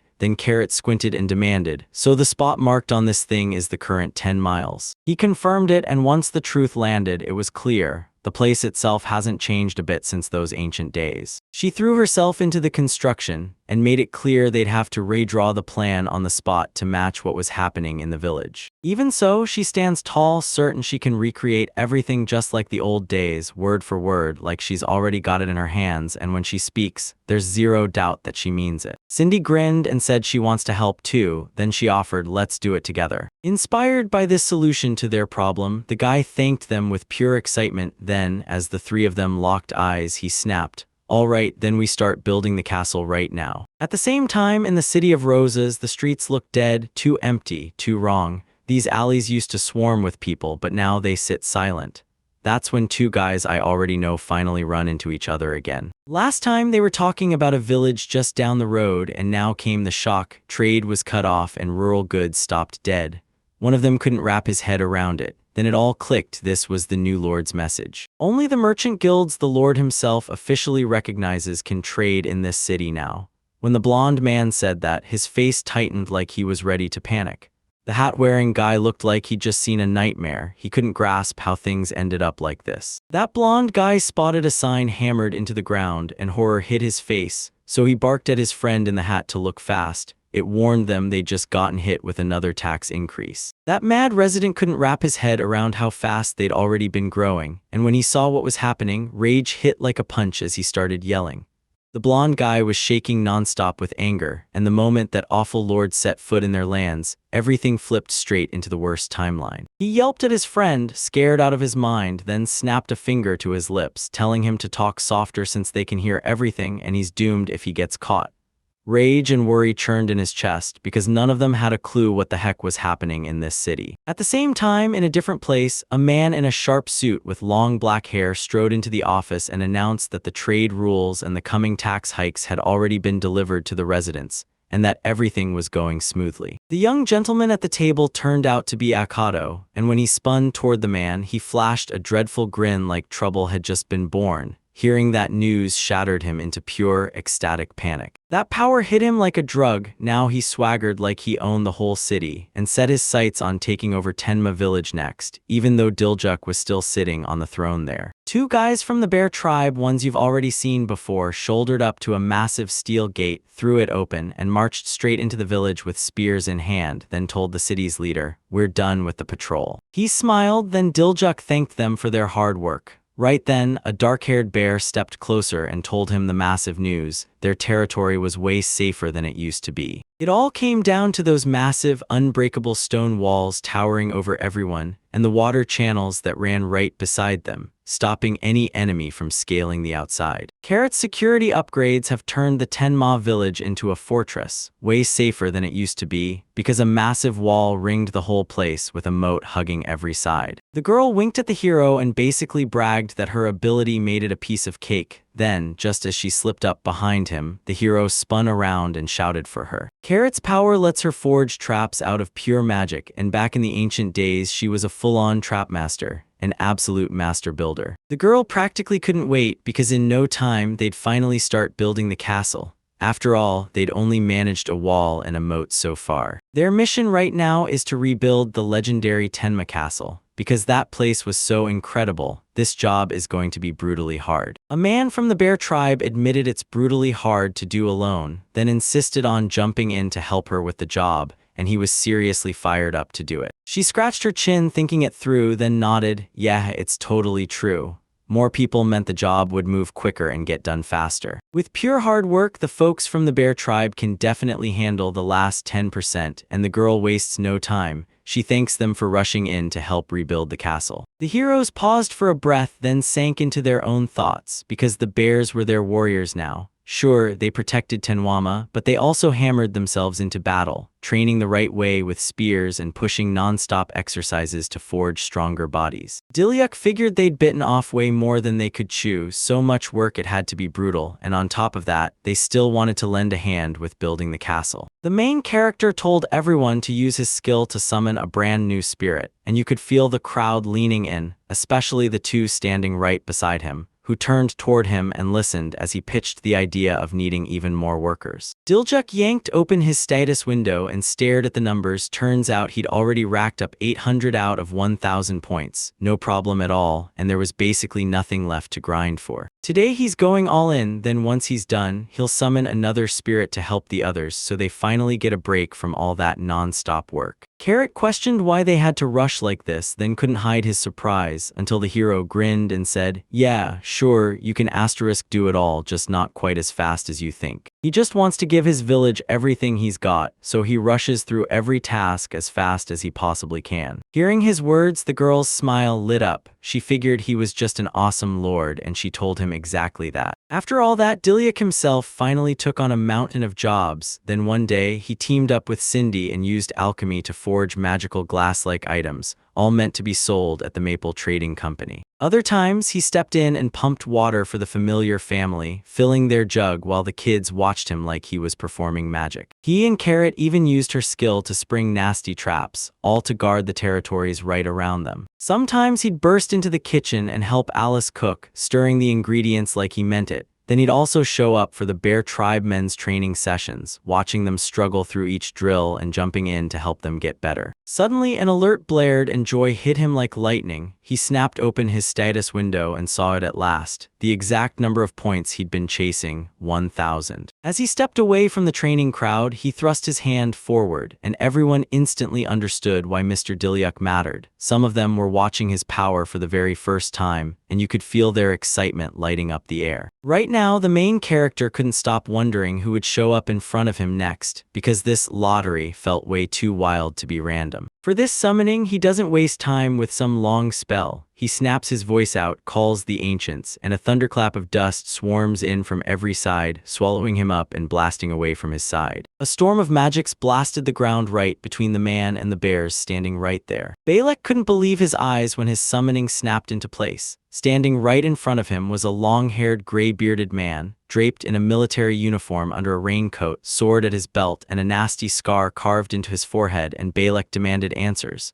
Why was he the one who'd been called? The summoned spirit wore a calm, indifferent face like it didn't care at all, and his cold stare didn't match the warm girls he'd pulled in before, because even when they called him, he clearly didn't look happy. Dilyuk, the main character, shakily introduced himself to the summoned man and practically burst with joy as he said, "I'm so happy to meet you." Something flashed right beside him, so he snapped his head toward the side where the movement was coming from. His eyes went wide with shock, but he snapped into action faster than you could blink. There the old man stood, surprised in a fighting stance, knees bent and ready, and he just stared at the young man. Turns out the thing beside him wasn't some random scrap, it was the old man's long sword, and an ancient spirit lunged in with it, swinging a weapon straight at his chest. But the hero clocked the strike. yanked his own blade free and slammed it in front like a shield, soaking the hit right on the guard. The bear tribe's men seethed with fury, fists clenched. They roared at the sky, demanding who this old man even was and why he had just slammed into their leader, leaving them crushed and raging at the same time. Finally, the spirit sheathed his sword and snapped that Balak wasn't going to be pushed around by some weakling. If the guy wanted control, he'd have to prove his power first, and then the spirit would follow him onward. Our hero felt crushed by the whole situation, because he definitely didn't see this new spirit showing up like that. But hey, this old man is going to need every ounce of his strength. Balak told them both they'd be dueling soon, and the moment he said it, his whole attitude lit up. Satisfaction burned on his face, and that blank, emotionless look from when he was first summoned finally vanished. Turns out, he loved that the hero managed to parry his strike earlier. When he heard the duel was happening, Diljuk froze dead in his tracks, staring at his opponent with pure defeat written all over his face. Finally, it hit him. He snapped out of it and nodded to the duel with the spirit. With both hands, he clamped down on the sword's hilt and thrust the blade straight toward the old man. He snapped his head toward Balak, voice steadier now, and declared he'd take the challenge. And behind that old man, the three bears just stood frozen where they were, staring them down without a single step. The spirit respected his nerve, then he yanked his sword from the scabbard at his belt, snapped the blade toward the hero and stepped up for a duel, even granting him a head start so the hero could strike however he pleased. Right away, the main character clocked it. The spirit's aura was unreal, like a gigantic pressure was blasting out of him even while he just stood there, pouring glowing light straight from his body. Diljuk didn't even glance at his skill, yet the power surging from him felt even stronger, and the same kind of aura was already crawling out of the hero too. Balak smirked because the hero was catching on to Kai way too fast, and that's the real power of a summoning skill. Once the hero learned it, he didn't just use it, he conquered and mastered it. He'd just heard about her for the very first time, and he had no clue what she even was. He knew the gap in their battle experience was massive. If he didn't go all in during this duel, that ancient spirit would crush him for sure. The three from the bear tribe just kept staring in silence as the chaos unfolded. Some looked crushed, while others stewed in raw irritation. He shifted his leg to get comfortable, convinced in his bones he couldn't possibly lose now, then clamped both hands around his sword hilt and lunged forward. The old man thrusts his sword arm out and snaps their blades together, parrying the hero's strike, and sparks of steel scream as the crossed swords grind, both fighters straining to block each other's next move. Finally, they slammed their swords aside, ready to explode into round two, while the man stared his opponent down, eyes locked, no blink, no break. He felt it, the hero's chi was rising again, his aura snapping into something stronger and sharper, and he pushed forward without a single pause, slashing at the spirit on the move. Total focus locked in, that fresh aura blazing and wrapping him tight. At some point, the man started getting overwhelmed, and you could see it instantly in his tight, tense face. His lips curled, his eyebrows knotted, and deep lines formed right between them, then across his forehead. He saw that look on Balak's face, and he could tell it was getting harder by the second. So the main character knew he had to strike right now, or he'd lose everything. He chose the Rebello style, slicing straight through the starry shadow, then he exploded off the ground, rocketing forward like lightning. With power in his bones, he drew his sword back, ready to unleash a final, crushing strike to seal this battle. Diljuk bolted past without a single pause, and before anyone could catch their breath, he was already right behind the old man, their backs facing each other like enemies in the dark. At first glance, it looked like the hero had finally missed, because the old man slid out of the strike like it was nothing. They both just kept standing there, frozen in place, refusing to look away from the fight, swords still raised, neither one backing down. Just a heartbeat later, Baliko slammed down onto one knee, bracing himself with one hand. Then his sword slipped from his grip and clattered to the ground beside him. Even after the duel crushed him, the old man grinned like it wasn't over. Then he tilted his head toward the hero, still standing there, frozen in place. Balak blurted, "It's awesome," and the surprised guy spun around, staring at it like he couldn't believe his eyes. He stared in total shock as the spirit dropped to its knees, then bowed hard like it truly respected him, finally throwing in the towel and calling Diljuk young master as if he was accepting him as the boss, so the hero couldn't even hold it in and just gaped wide with disbelief. Diljuk thrust his palms forward and asked, voice shaking, what he was supposed to do next. Then he told him to rise off his knees, and you could see he didn't like it one bit, clearly rattled, thrown off, and embarrassed by her presence. Smiling, the old man lifted his head and told the main character that his Kai was straight up incredible in battle. The hero demanded what the Kai was even talking about. Then the guy finally got it. It wasn't just forgotten by people until now, it had vanished from their memories entirely, and the bear's throats simply stayed put, watching them from the side like they were waiting for something. The old man leaned in and broke it down fast. This is training of a whole different kind, no magic power involved. With Kai, you don't just learn one skill, you master it all, and it cranks up your physical abilities like crazy. After Dilyuk finished explaining, it hit him, so that's what that terrifying burst of strength was at the start of their duel. But Balak still couldn't ignore it. The young master's Kai didn't feel the same. He said his Kai had a name, Stans, and the main character immediately shot back. So what kind of persistent Kai is that? They split the honed Kai into two types: hard, unshakable persistence, and soft, yielding power. If you want to take down monsters, you need the steady Kai for the strong foes and the soft Kai to calm the weaker ones. During their duel, the old man could feel that unwavering persistent Kai blasting out of the hero. From the moment he could remember, that Kai had belonged to the legendary great swordsman, Arzirk. After hearing the legend of the great berserker swordsman, the main character stared at the man, shocked beyond words. He told me that back then the swordsman was his disciple, and somehow he broke past him and crushed him with pure strength. And honestly, he never imagined that after all these years he'd run into someone like that again. The hero scratched his head, cheeks burning, admitting he wasn't even sure he could stand toe-to-toe with someone as wild as a berserker, until the old man nodded and said, "Yeah, you're just as humble as the others," and somehow that made it clear. They were the same in that one way too. He pressed his palm to his stomach, dipped his head toward the hero, and bragged that he could command him in battles. Even from that spot, the bears kept their eyes locked on them while the two men argued about their own business. Then the bear with the longest hair pushed forward and asked the men straight up if this spirit's name was Balak. The dark-haired bear slammed a hand to his chest and demanded, "Train me." Behind him, the others stood tall and fearless. Dilyuk blinked in shock, but he said nothing. The bear said the old man swore anyone could master Chief if they trained. Maybe they wouldn't land a perfectly steady one, but they'd still try to help their master any way they could. Balak rubbed his chin and stared like a decision was forming. Back in his day, the bear tribe's warriors were beasts, but this guy standing right in front of him looked totally wrong. The moment he heard the old man say it, his face twisted in disbelief. Dilyuk, looming behind the spirit, leaned in and asked Balak for them too, and you could tell he was seriously into whatever they were offering. But with that annoyed look on his face, the old man said, "Since the master is asking, I can't refuse." He snapped right away that his training was brutal, and that those bears would struggle badly with him, no question. Still, the dark-haired man brushed it off and thanked the spirit for choosing to train them anyway. Seeing it all, Dilyuk broke into a smile. He couldn't believe they crushed the problem so fast and everyone left satisfied. That carrot slid up behind him without a sound. Then she froze when she saw Balak had finally arrived.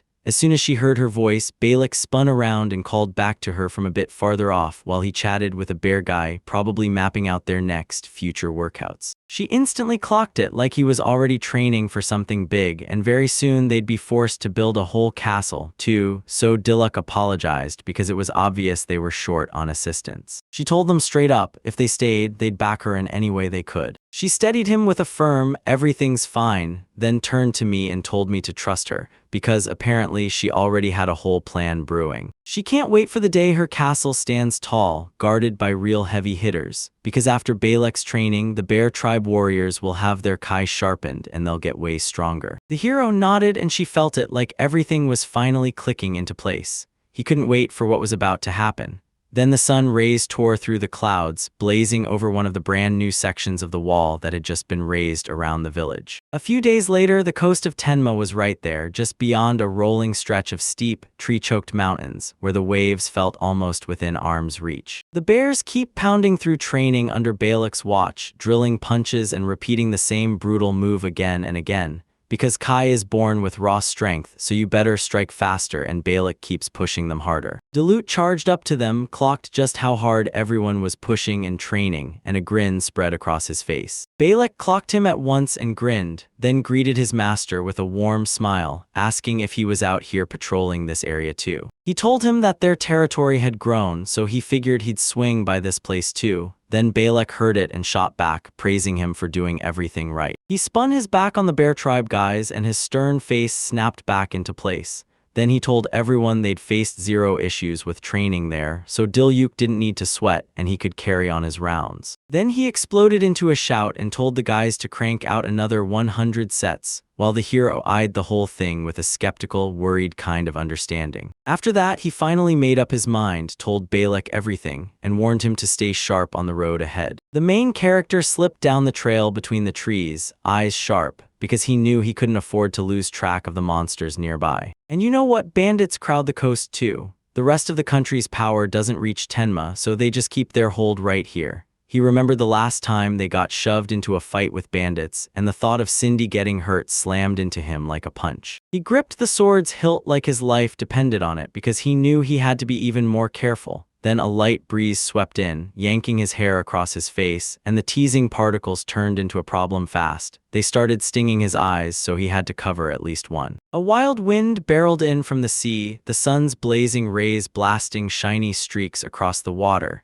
and when he finally looked ahead, the view unfolding before him was downright breathtaking. Her beauty was so unreal that the main character blurted it out right there. Pushing a bit farther down the path, he caught sight of the harbor off to the side. Nothing huge like some plank-built wooden bridge, just a rocky shore where the land met the water. He pushed forward through the stones, hopped over the hills, and reached the harbor, then kept going along the shore until he spotted a boat tucked behind a rock and headed straight for it. What he saw next hit him like a truck. Something flashed past his eyes so fast it barely registered. 3 men closed in from every direction, tightening the ring around him, spears and swords raised, all of it aimed right at his head. The boat he spotted behind the rock wasn't some little craft at all. It was a full-blown pirate ship, and it wasn't small. From a distance it looked almost civilized, but the sails were battered, torn, and hanging on by a thread in places. A black banner etched with a snarling dragon snapped in the wind, and a gigantic skull swung down like a death shroud over it from above. But one of the blonde pirates right there, face to face with the hero, demanded, "Who are you?" The air turned heavy like a crushing weight. Like he had zero fear, the main character timidly called himself Dilyuk and declared, "I'm the new lord of these lands." Then he turned to the pirates and demanded to know who they were, staring them down so hard he didn't even blink. The pirate finally got it. His pole didn't reach the sea at all. He looked way too young for someone this built, but his body said fighter. His face was pure fury, and you could tell something had been eating him alive. The pirate leaned in and told the hero, "Yeah, your job's not exactly a walk in the park." Then he grinned and said, "Me and my crew are the pirates called the pterodactyls, and this is where we live." The moment they heard pirates, the heroes froze into stone, dead serious, and that skull flag gave him zero clues about who he was up against. The second pirate crouched right beside him, shoved his spear even closer to the hero's head, and snapped that it was better if he didn't so much as twitch, smug as anything, like he'd already declared himself the winner. The tip of the spear came screaming toward his face. Then he snatched it out of the air with his hand, the same hand wearing the dwarf's bracelet, and an aura surged back over his whole body. The pirate suddenly yanked free, and the second the surprise hit, he demanded to know what the hell he was doing now. In the blink of an eye, he crushed his spear with one hand and snapped it cleanly in two. The pirate, still standing tall with the spear's second half clenched in his grip, blurted in stunned disbelief that he'd smashed it apart with nothing but his bare hands. The third pirate, black scarf blazing on his head, eyes terrified, swooped his sword down hard, and I just wanted to smash the hero. Dilyuk jerked his arm back with the weapon, yanked him close with one hand, then slammed his palm down with the other, crashing the weapon out of his grip. The pirate's eyes went wide, his hand trembled as he stared at it, and then he burst into furious swearing, because this whole mess scared the hell out of him. The first pirate to kick off the conversation clenched his teeth in pure rage and snapped that he was a damn official. He clenched his sword hilt in both hands, surged toward the main character, and yelled that they had to stop butting into his business. He didn't wait for their blade to even make contact. He yanked out his sword on the spot and smashed his opponent's weapon clean out of their hands. Right around the main character, armed pirates froze in formation, and the youngest kid of the bunch whipped around to face the blonde man and blurted, "What do we do?" he warned. "If we get caught right now, they'll haul us straight back to the city, no doubt." The blonde man snapped back, "Don't panic." He snapped, barking that the hero was officially done for, and screamed that he'd rip apart the quiet place they'd been hunting for all this time. then fear and pure panic flashed across his face. The main character muttered to himself that he had zero chance of reaching an agreement with them. The pirate pulled out a second blade and barked, "You're not getting that done," then leveled his weapon straight at him. Staring at him, he felt it click. This fight couldn't be dodged. Then he shot up from his seat, launching into the air like a rocket, wrapped in wild magic. The shocked pirate leaned in and demanded, "So you really took off?" And the main character snapped into that timid midnight sword dance as magic swirled and wrapped around his body like a storm. The pirate yanked his hand up to shield his face from the brutal wind, but he didn't swing back at all. He looked completely clueless, like he couldn't even process what was happening, because the gusts slammed straight into his eyes and wrecked his view. Right then, the main character snapped into action, and instead of swinging his sword, the hero shot out his hand and shouted, "Hakuri." A dragon ripped through the sky out of nowhere, wings pounding the air, and it snapped its head up. She demanded the gentleman if he'd called her, while the pirates stared, frozen, at the massive, spiked beast towering over them. In the blink of an eye, the main character landed on top of the creature, suddenly high above everything, towering over the bandits like a nightmare. The three men gaped in shock as a dragon hovered in the air, right in front of them. The pirate leader's eyes flickered with every brutal detail unfolding before him, then disbelief hit like a punch as he demanded,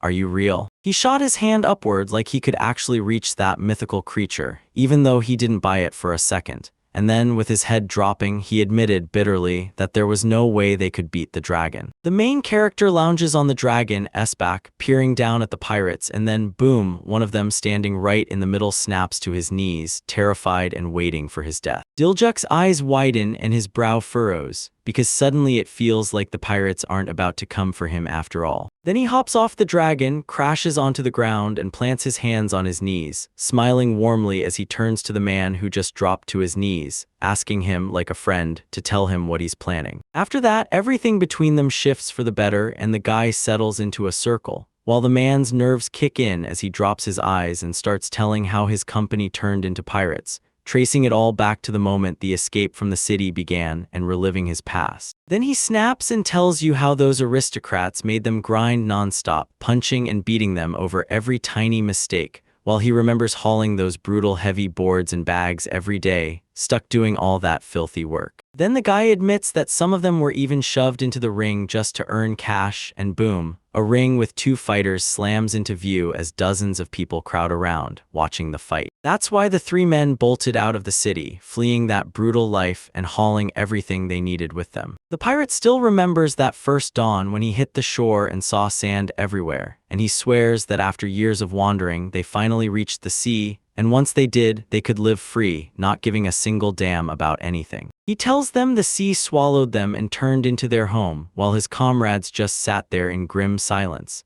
Then the main character, eyes locked on the void, has a sudden realization and realizes that's exactly why the pirates refused to go back to the city. Then he wastes no time and demands to know why the man dropped his sword the moment Hakuru pops into view, hearing that question.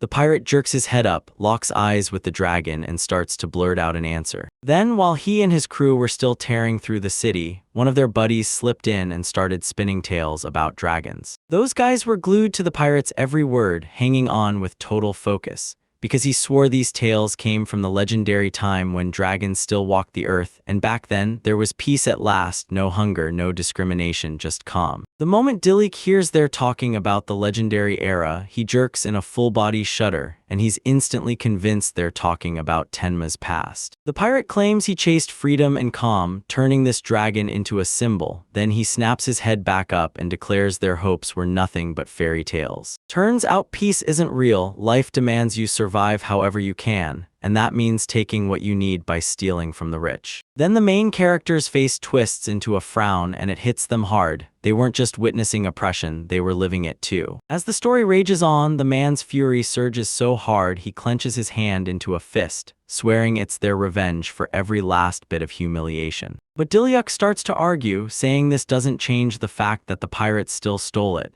Then he locks in with a serious stare and says they won't slip away that easily. But the man only grins, shocked at how stubborn the main character is, and talks him into believing that he and his comrades can escape from anywhere. Then Diljuk suddenly shoots up and is ready to speak, asking the pirates if they'll strike a deal with Tenma if it comes to that, so shocking that his eyes go wide and his pupils shrink to tiny dots. The main character blurts out that he wants to hire pirates for his village, and all three men are left staring in stunned disbelief. But Delia doesn't back down. He insists they must share their hard work and sea know-how, then promises guaranteed pay and a place to live, flashing that confident, friendly grin the whole time. Then the man leans in and cautiously says, "Yeah, of course, we can help." And he wastes no time asking why he even needs it in the first place, because the sea is a big deal. A few minutes ago, the main character snaps back to what the pirates were saying, then tells them, "If you mean it, you've got one dream to chase, with me." The moment he hears it, his face tightens into a frown and he blurts, "Wait, how do you mean we share the same dream?" Then Diljuk leans in and tells them the legendary era the pirates keep chasing actually existed in Tenma, and he's not just talking, he's determined to bring it back to life. Out of nowhere, the man erupts into a scream, demanding if the guy truly wants to resurrect this era, then swears it's impossible right now, and when it's time to respond, the main character says nothing at all, just flashes a confident smile. Then he clenched his fist, swore that his skills could summon ancient beasts, and vowed to march back with them to reunite this era. Dilip whips around to the man, thrusts his hand out, and pushes the question again. Will the pirates actually help him? He whips a shocked look to the hero's hand and then locks up, frozen for several breathless seconds. The man keeps replaying everything Dilyuk didn't show them. All he'd done was offer help, and he can't stop staring him down. But then it hits him before they were only ever crushed, and now when the main character reaches out his hand to them, he tightens his grip into a fist and refuses to break. Then the pirates start locking eyes with each other, bracing for the decision they're about to make. Then the man hauls himself up, braces on his knees, and reminds the hero, "Remember, I told you my name, Dilu." At that exact moment, the pirate thrusts out his hand and asks, bold as can be, whether he'll let him help. The main character is stunned, eyes going wide as saucers, and then the man blurts out that they want to see this era too, like, yeah, it sounds a bit brazen, but that's the truth. Diljuk hears him and shoots his own hand out right away, saying he's ready to trust the pirates.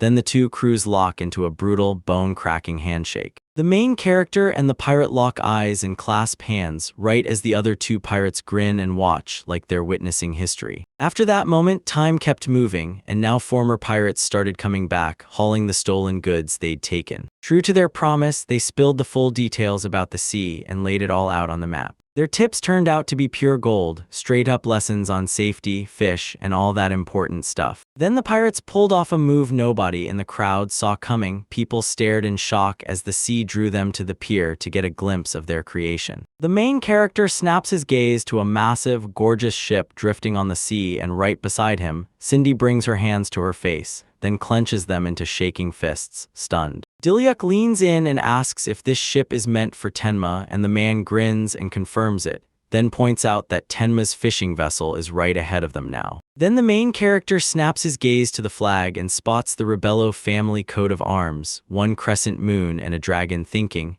how on earth did they pull that off? Dilyuk whips around to the man and blurts out his thanks, calling him Captain Dodoria, only to look a little flustered when the man shoots back that you can't just hang a pirate flag in a moment like this. Alice grins so wide she can barely contain it, trying to picture exactly how many they'll catch with this ship, and she practically calls it a fairy tale come true. The main character hears that idea and immediately fires back, "Let's go fishing right now." Right after that, Dodoria's comrade pushes through the crowd and tells him, "Now it's your turn, go lower the ladder." At last, Deluxe foot steps onto the massive ship, leans over the railing, and soaks in the wild, roaring breeze below. Right now, Cindy stands by the ship's side, staring at the hero and fixing her hair, while across the deck Alice, dwarf form and all, chatters happily with a bear as leaves whip past them. Right then, Dodoria's men yank the ropes to crack open the sails, staring at their captain for orders, while Dodoria grips the steering wheel, whips around, and fires them up with some encouraging words. Then he blares the news that they're leaving, and as the ship starts riding over the low waves, the guys just stare in awe. Sunlight spills over the ship like a blessing from above, and then the three comrades whip their heads toward everyone, watching the reactions, while the others snap back, frown for a beat, and then burst into full, confident joy. The main character joins in too. The sea finally eases off and the ship slides through it, smoother and smoother with every moment. Cindy and Alice rush to the side to peer down at the sparkling seawater, and Dodoria keeps glaring at them like something feels off. Then he whips around to his companions and demands, "Are those girls the ancient spirits?" and they just nod like, yeah, it looks like that. Then the captain whips his eyes to Diljuk, remembering the insane people he's always drawn in, and warns him not to mess around with that kind of skill. Right then, Cindy rushes up to them and blurts out an apology for interrupting. She asks if they're really going to fish out in the open sea, and an excited Dodoria practically beams as he says yes. Then he warns that the weather's dodgy, so they should swim a bit more first. She smiles right back and thanks him. The captain looks a little flustered and tells Cindy she doesn't have to play nice with criminals like them. Then Cindy freezes, shocked, and blurts that she's heard they've somehow started acting way better. Dodoria drops his gaze to the floor and straight up admits he's not used to someone treating him like an equal. When she hears it, her smile returns instantly, eyes closing as that reaction hits her right in the heart. Then she whips around to the men and promises, in Tenma, you'll get used to this fast. Cindy says the master's dream is simple. Build a place where everyone ends up happy, no exceptions, not a single soul. The captain and his crew start out stunned, but then they break into smiles, buying into the girl's words. So when she slips over to the ship's side, Dodoria grins and declares he'll go catch fish to make the people of Tenma happy. Out of nowhere, Cindy whips around and grabs the hero's attention, yanking him to face her and off his studies. Then she asks what he's feeling, and he shoots back that this is basically no different from hunting monsters. Then Dilute shuts his eyes tight and strains to zero in on something, like he's scanning the sea at impossible depth, trying to feel it with his bones. Suddenly, the main character shoots his eyes open and jabs his finger straight downward at the girl, saying there are tons of fish down there. So Cindy blurts out applause, totally stunned, and starts admiring his skills. Right after that, a dwarf steps up and tells her the magic tool is finally ready right as the girl's thoughts ignite with hope. Then she jabs a finger at the fishing tool and calls it her magic net, because the instant a fish touches it, the whole thing snaps shut on its own. Then she leans in and tells her she made it even bigger just to snag tons of prey, and the main character's heart lights up as he starts rejoicing and thanking her. Right after that, Cindy slaps her hand to her face and promises she'll do anything for Mr. Diluk. Right after that, she decides she has to reset the network fast, then she whips around and freezes because Alice is already doing it. She's stunned, but the girl just flashes an apology and admits she couldn't wait any longer. Cindy strides up to her end, grinning like she just won, and blurts that when it comes to food, she's straight up obsessed. Then she jumps in to help Alice, and Alice bursts into laughter with. Then the girl drops the net and grins, saying she hopes they haul in a ton, and right when she does, the main character suddenly feels that familiar rush. His expression flips instantly. At the exact same moment, he whips around to the girls and blasts, "Stop." Suddenly, Alice snaps her head toward a strange sound, and terror flares in her eyes as she blurts, "What is that?" Then both girls realize it, something snapped on their net, and part of it starts slipping down to the bottom. That makes Diluk snap into full alert. He's certain someone's hiding under the ship. The moment he says it, Dodoria stiffens instantly, already spinning guesses about who it could be. Suddenly, a giant monster rockets out of the water, and they immediately recognize it as a sea monster, its forehead crowned with a long horn, wild long hair flying, and fangs packed with sharp teeth tearing out of its mouth. When Diluk spots the monster, fear slams into him. His mouth parts without meaning to, his pupils shrink hard, and his eyes pop wide like he's frozen in shock. The main character says that earlier he headed to the shore, and once he claimed it, it instantly turned into their territory. Dodoria had him penned in a tight circle of pirates, all of them glaring like they wanted trouble. But their visions of that ancient civilization lined up too perfectly, so they teamed up because Tenma's future depended on it. Then Diljuk reveals that the pirates tossed them a ship, and it turned into their fishing vessel, so the crew headed out right after to snag fish from the sea. Creeped out, Cindy and Alice whirl toward the hero, hanging on his next move, while he keeps staring over the side, stunned they've actually run into a sea monster. Right then, the monster lunges up from the dark, creeps toward the ship, and blasts a bone-shaking scream, fangs bared, teeth flashing, before it rockets straight at the vessel to strike. The moment the hit lands, the ship starts rocking hard left and right, shaking the hero and Cindy so violently they can barely keep their feet. Dodoria yanks himself onto the mast, then blurts to Dilyak that the monster is named Tadosur, and that the rumors say he wrecks ships with his his horn. Right now, the sea monster is getting ready to slam the ship again, and Diluc clocks it instantly, knowing he has to get off that ship fast before it strikes. He realizes a monster fight out in the middle of the sea will wreck the ship for sure, so he scrambles for a plan. Then the main character snaps his hand up and decides to summon Hakuryu. Right then, a giant dragon erupted across the sky near the ship,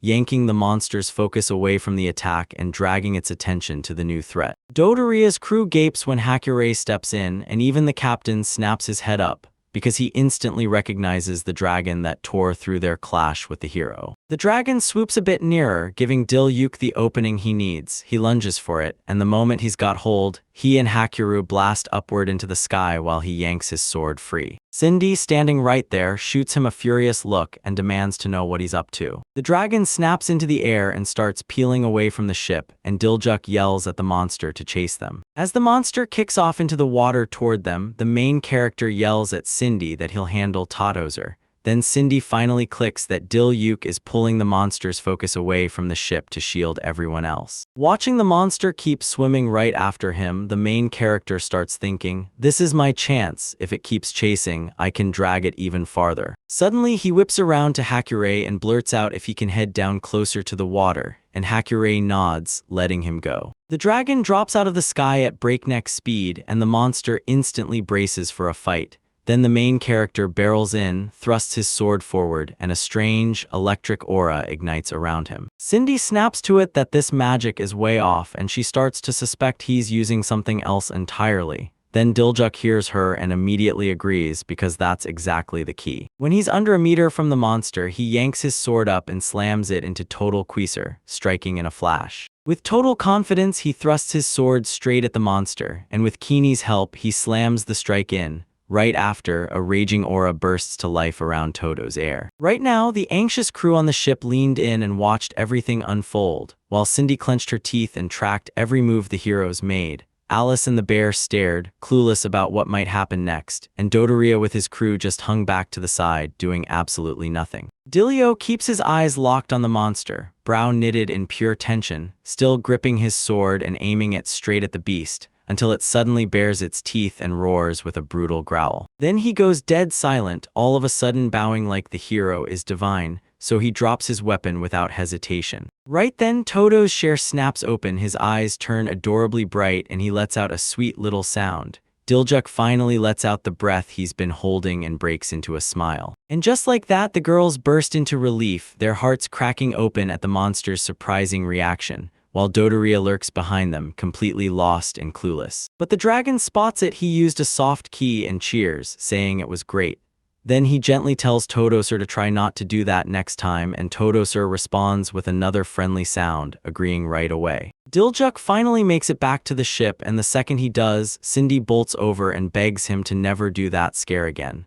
The main character shoots her an apology and blurts out that he didn't have time to explain. Then Dodoria steps right up to them and growls that they shocked him big time, because without breaking a sweat, they beat Todoser, the so-called Lord of the Sea. Still, Diluc just smiles back and says, "I did it all thanks to Key." Then a bear barged in beside him, claiming it heard about this ability from a teacher, and swearing the main character was the strangest, most unusual kind of person.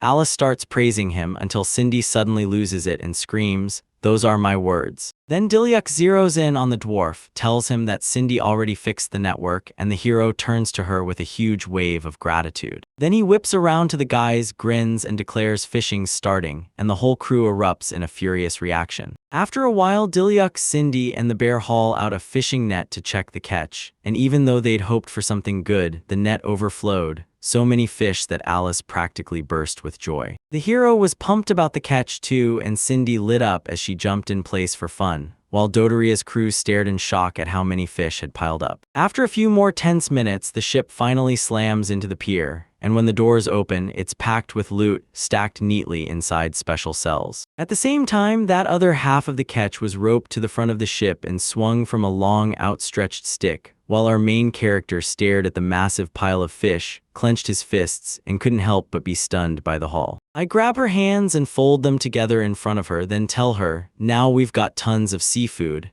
and I can practically see her already picturing everything she's about to cook. Then she lights up and bolts back and forth between Dodoria and Cindy, praising them like they're treasures. First telling the pirate it's all thanks to his sea smarts, then turning to Cindy and gushing that her magic tool is just as stunning. Right then, one of the captain's buddies steps up to a massive fish and asks straight out if anyone can even eat something this huge. That question slams into Alice like a shockwave, and she instantly snaps her face around, shooting him a furious, indignant glare. Then she snaps her fists shut, erupts into furious screaming, and can't believe people in this era won't eat tuna. The moment the hero hears the name of that fish, he blurts out that he's never tasted it, and Alice is stunned, starting to simmer with rage because how could they not know the crazy taste it's famous for? So she decides she'll force them to understand its worth. Alice snaps her eyes open, boom, a spark ignites in her gaze, and she promises the guys she'll cook fish for they. Then the girl throws on an apron, grips a knife like a weapon, and goes to work thrashing the fish with savage swings until she slices a massive tuna in two, splitting the halves with terrifying ease. The main character is shocked at how fast Alice tackles a mountain of work, and Cindy quickly decides she's not just hardworking. She's also got serious skills with seafood. After a short wait, the girl slides the perfectly cooked, beautifully plated dish to the guys, and then she beams and thanks them for sticking around. While Diljuk can't stop admiring it and raving that it looks downright delicious, Cindy spots how perfectly everything's sliced, takes in the mouth-watering smell, and suddenly memories come flooding back. Alice shoots a nervous look and admits that after she hacked through a ton of meat, things still somehow turned out badly. Then the main character grins and says, "Let's grab lunch right here on the ship," while admitting he kind of expected this mess. Then the bear stomps in, slams wine into a glass, and the dwarf hauls over the plates. A glass slowly fills as the drink bubbles and fizzes, like something alive is waking up inside it. Cindy clasps her hands in front of her and urges everyone to dig into a real full lunch. Then Dilyak leans in and tells them to enjoy every bite. Right after that, he spears the meat on a fork and shoves it in his mouth to taste it. And the second Diljuk catches the flavor, he's blown away, admitting he never knew fish could be this juicy. Alice grins and says, "Use my skill and every fish turns delicious." Then she leans in and orders the hero to go for sashimi with a pinch of salt so the flavor hits just right. Then she whips around and blurts, "You made the salt, remember?" But he grins and explains he was only using Cindy's skill. Right then, the latter digs into the dish with pure delight and laughs that it's no surprise it tastes this good. Then the main character's mind snaps back to the rest of the crew, so he whips around while his friends keep right on eating. He whips around to Dodoria and his crew, inviting them to join for lunch too, but the captain shuts that down. He only glances at his own reflection in the glass, and you can practically see the doubt crawl in. Would it even feel normal for them to sit down and eat with these guys? Diljuk flashes a smile and talks Dodoria into believing everything's fine. He clocked it right away, everyone here was born at a different time, watching Cindy's smile like it was the clue to the whole mystery. Then he stares down the dwarf and the bear and declares they're from totally different species, and right after that his eyes flick to Alice. She's gripping two plates in both hands. So the main character figures it out, at Tenma, everyone's equal, so he swings them all into the common table. He tells the former pirates, "Sit down and dig in," because Alice's dishes are so insanely tasty they'll make anyone forget they used to be enemies. Dodoria grips a fork in her hand, freezes there while she stumbles through a thanks to the hero, then jabs into the meat and tastes. Because the second she drops her hand on the table, something starts dripping right onto it. Tears spill from Dodoria's eyes as he blurts out that this is way better than stolen food, and then his grin-happy buddies start shoveling it down with both cheeks,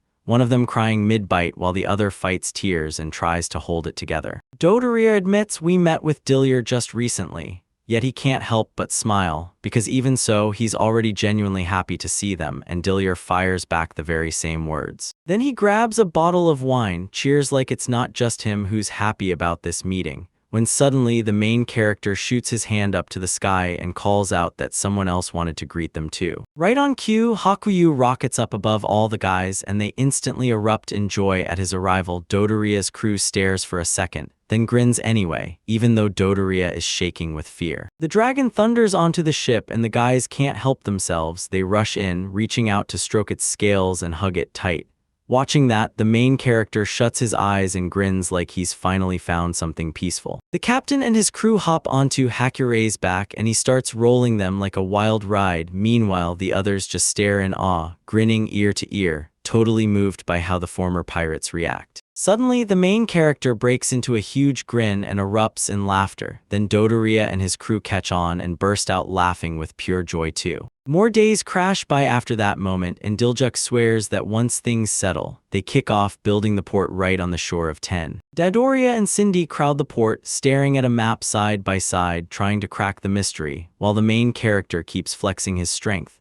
Diljuk spots that the pier needs repairs too, and the captain rushes in with a heartfelt apology for the hack. Then the hero points out all those trees and rocks and immediately thinks, I've got to ask Karath about what's safe. Suddenly, something rustles in the bushes and Diljuk catches it by accident. He's shocked a thing actually moved, but there's not a trace of magic in the air. The main character bursts out to the guys that someone's hiding in the bushes, and just like that, they rip their focus off the lesson, then get slammed with a shock. Then he creeps toward the spot where he saw that movement, right as Diljuk spots a tail jutting out of the bushes, swaying hard from side to side. Right then, a little girl with perked-up ears rockets out of the bushes, freezes when she realizes she's been spotted, blurts that the hero better not come closer, and snarls that he's a henchman of Rose's. Her sudden arrival throws the guys into total confusion. Dodoria scrambles to decode what's happening, Cindy stares at the newcomer completely baffled, and Diljuk wastes no time, demanding to know exactly who she is. The main character spots a girl with wild ears lurking in the bushes, and she gives off an icy, unfriendly vibe like she's ready to strike. He turns to her and demands to know who she is, with Dodoria and Cindy lurking right behind, staring at him. Then the girl snaps into screams, begging Diljuk to stay back and shouting that he's a man. Then she thrusts her hand forward, and suddenly she realizes others have already made it here. Her hand twists into a deadly paw, claws and all. Dodoria spots the girl's transformed hand and his eyes go wide. He's shocked because he swears he's seen this trick only once before. Then the main character puts it together. She's half human, with dog-like traits. But the girl rips into another scream, warns him not to utter a word about her brothers, and calls him a henchman of Rose's. Then, right on cue, Diljuk freezes in a daze, clawing at his memory, trying to recall anything about Rose's. Cindy mulls it over and suddenly remembers Rose's is from that nearby town. Then, when he agrees with her, he jumps to the same terrifying conclusion. Something bad must have happened. Then the main character leaned in and asked the girl to spill the details. Right after that, he introduced himself as Diljuk Robelo, the lord of the village of Tenma. Then he whips his gaze to the ship's flag and realizes the coat of arms on it is nothing like his own. Then the girl bursts into a scream, snapping at the hero to shut up right now, and swears those people are her enemies, promising she'll never forget the night they burned her house to the ground. When he hears that, the main character snaps into a frown, goes razor alert, and knows someone probably just hit her house. Then he decides to ask what went down in Rose's and starts reaching out to her right away. But the girl snaps that she won't speak to anyone. Mr. Hakura will decide her fate, and then she whips around and turns her back on Diljuk. Then she rockets off and starts hopping through the bushes, bush to bush, while the main character just stands there, frozen, watching her like it's unreal. Dodoria spots that the girl is gone and Cindy whips around to Diljuk, panicked for him. Then he rubs his chin, staring like, wait, what did she mean?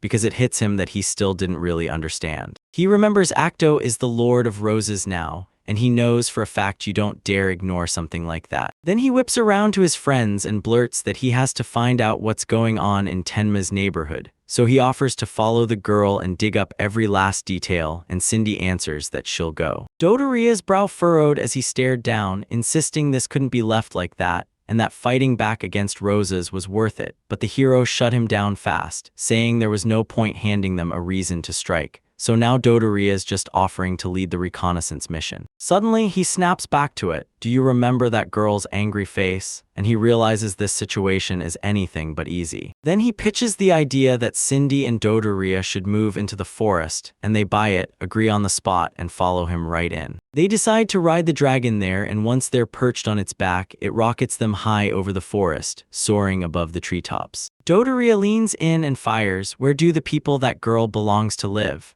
As the hero scans everything below, then he whips around to his friend and says, they live in the forest of the White Wolf. Diljuk claims this forest sits in both Tenma's turf and Rose's land, and because nobody rules this place, tons of half-humans make it their home. Then the main character spots a huge empty stretch between the trees, frowns hard, and tells them they're closing in on the Tenma border. Then he points straight ahead. Once the guys touch down, they drop to the ground and start scanning everything, and the hero just freezes, searching for words like he doesn't even know where to start until he stares ahead and blurts, "Wait, what is this?" He spots shattered houses, scorched trees, half-humans writhing in pain, and the girl he'd met hiding in the bushes. Cindy stared in shock, slapped a hand to her face, and called it straight-up horror, while Dodoria roared that this whole place was scorched and wiped clean. Seeing the ruin with her own eyes, the main character went deathly serious. Suddenly, the girl whirls around, locks eyes with them, and demands to know if they've been stalking her. Diljuk cautiously opens his mouth, then shoots straight to an apology, because he just has to know what's going on here.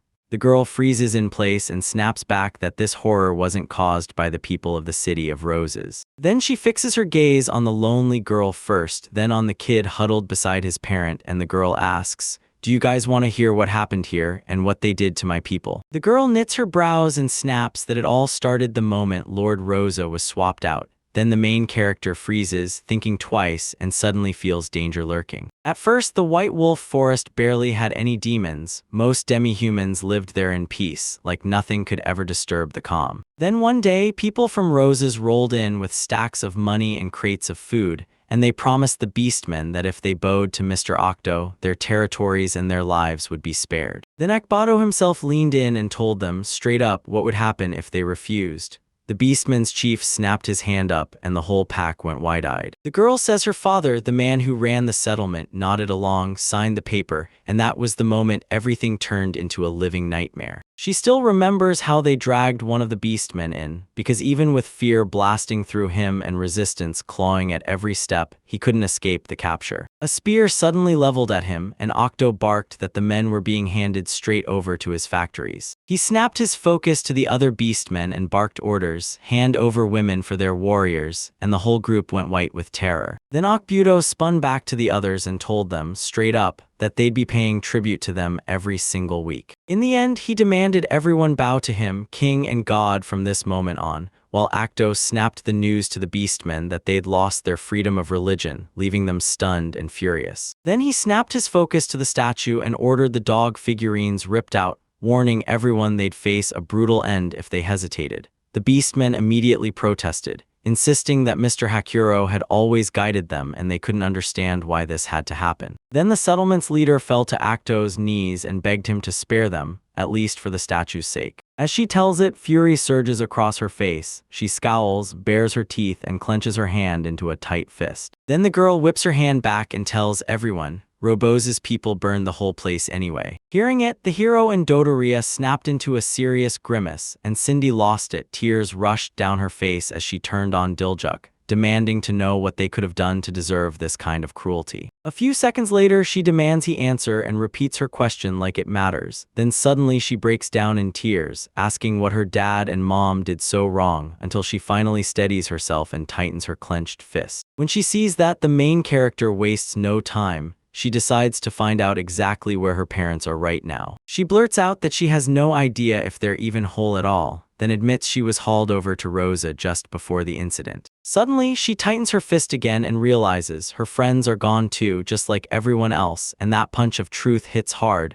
The news enrages Dodoria and Cindy even more, and then it clicks for the main character. Everything is worse than he ever imagined. He decides Octo never even thinks about people's lives, he just chases his own desires, and that realization hits hard, because it feels way too much like him. Then Diljuk snaps to it. Octo could unleash any kind of cruelty now, and that thought hits like a punch.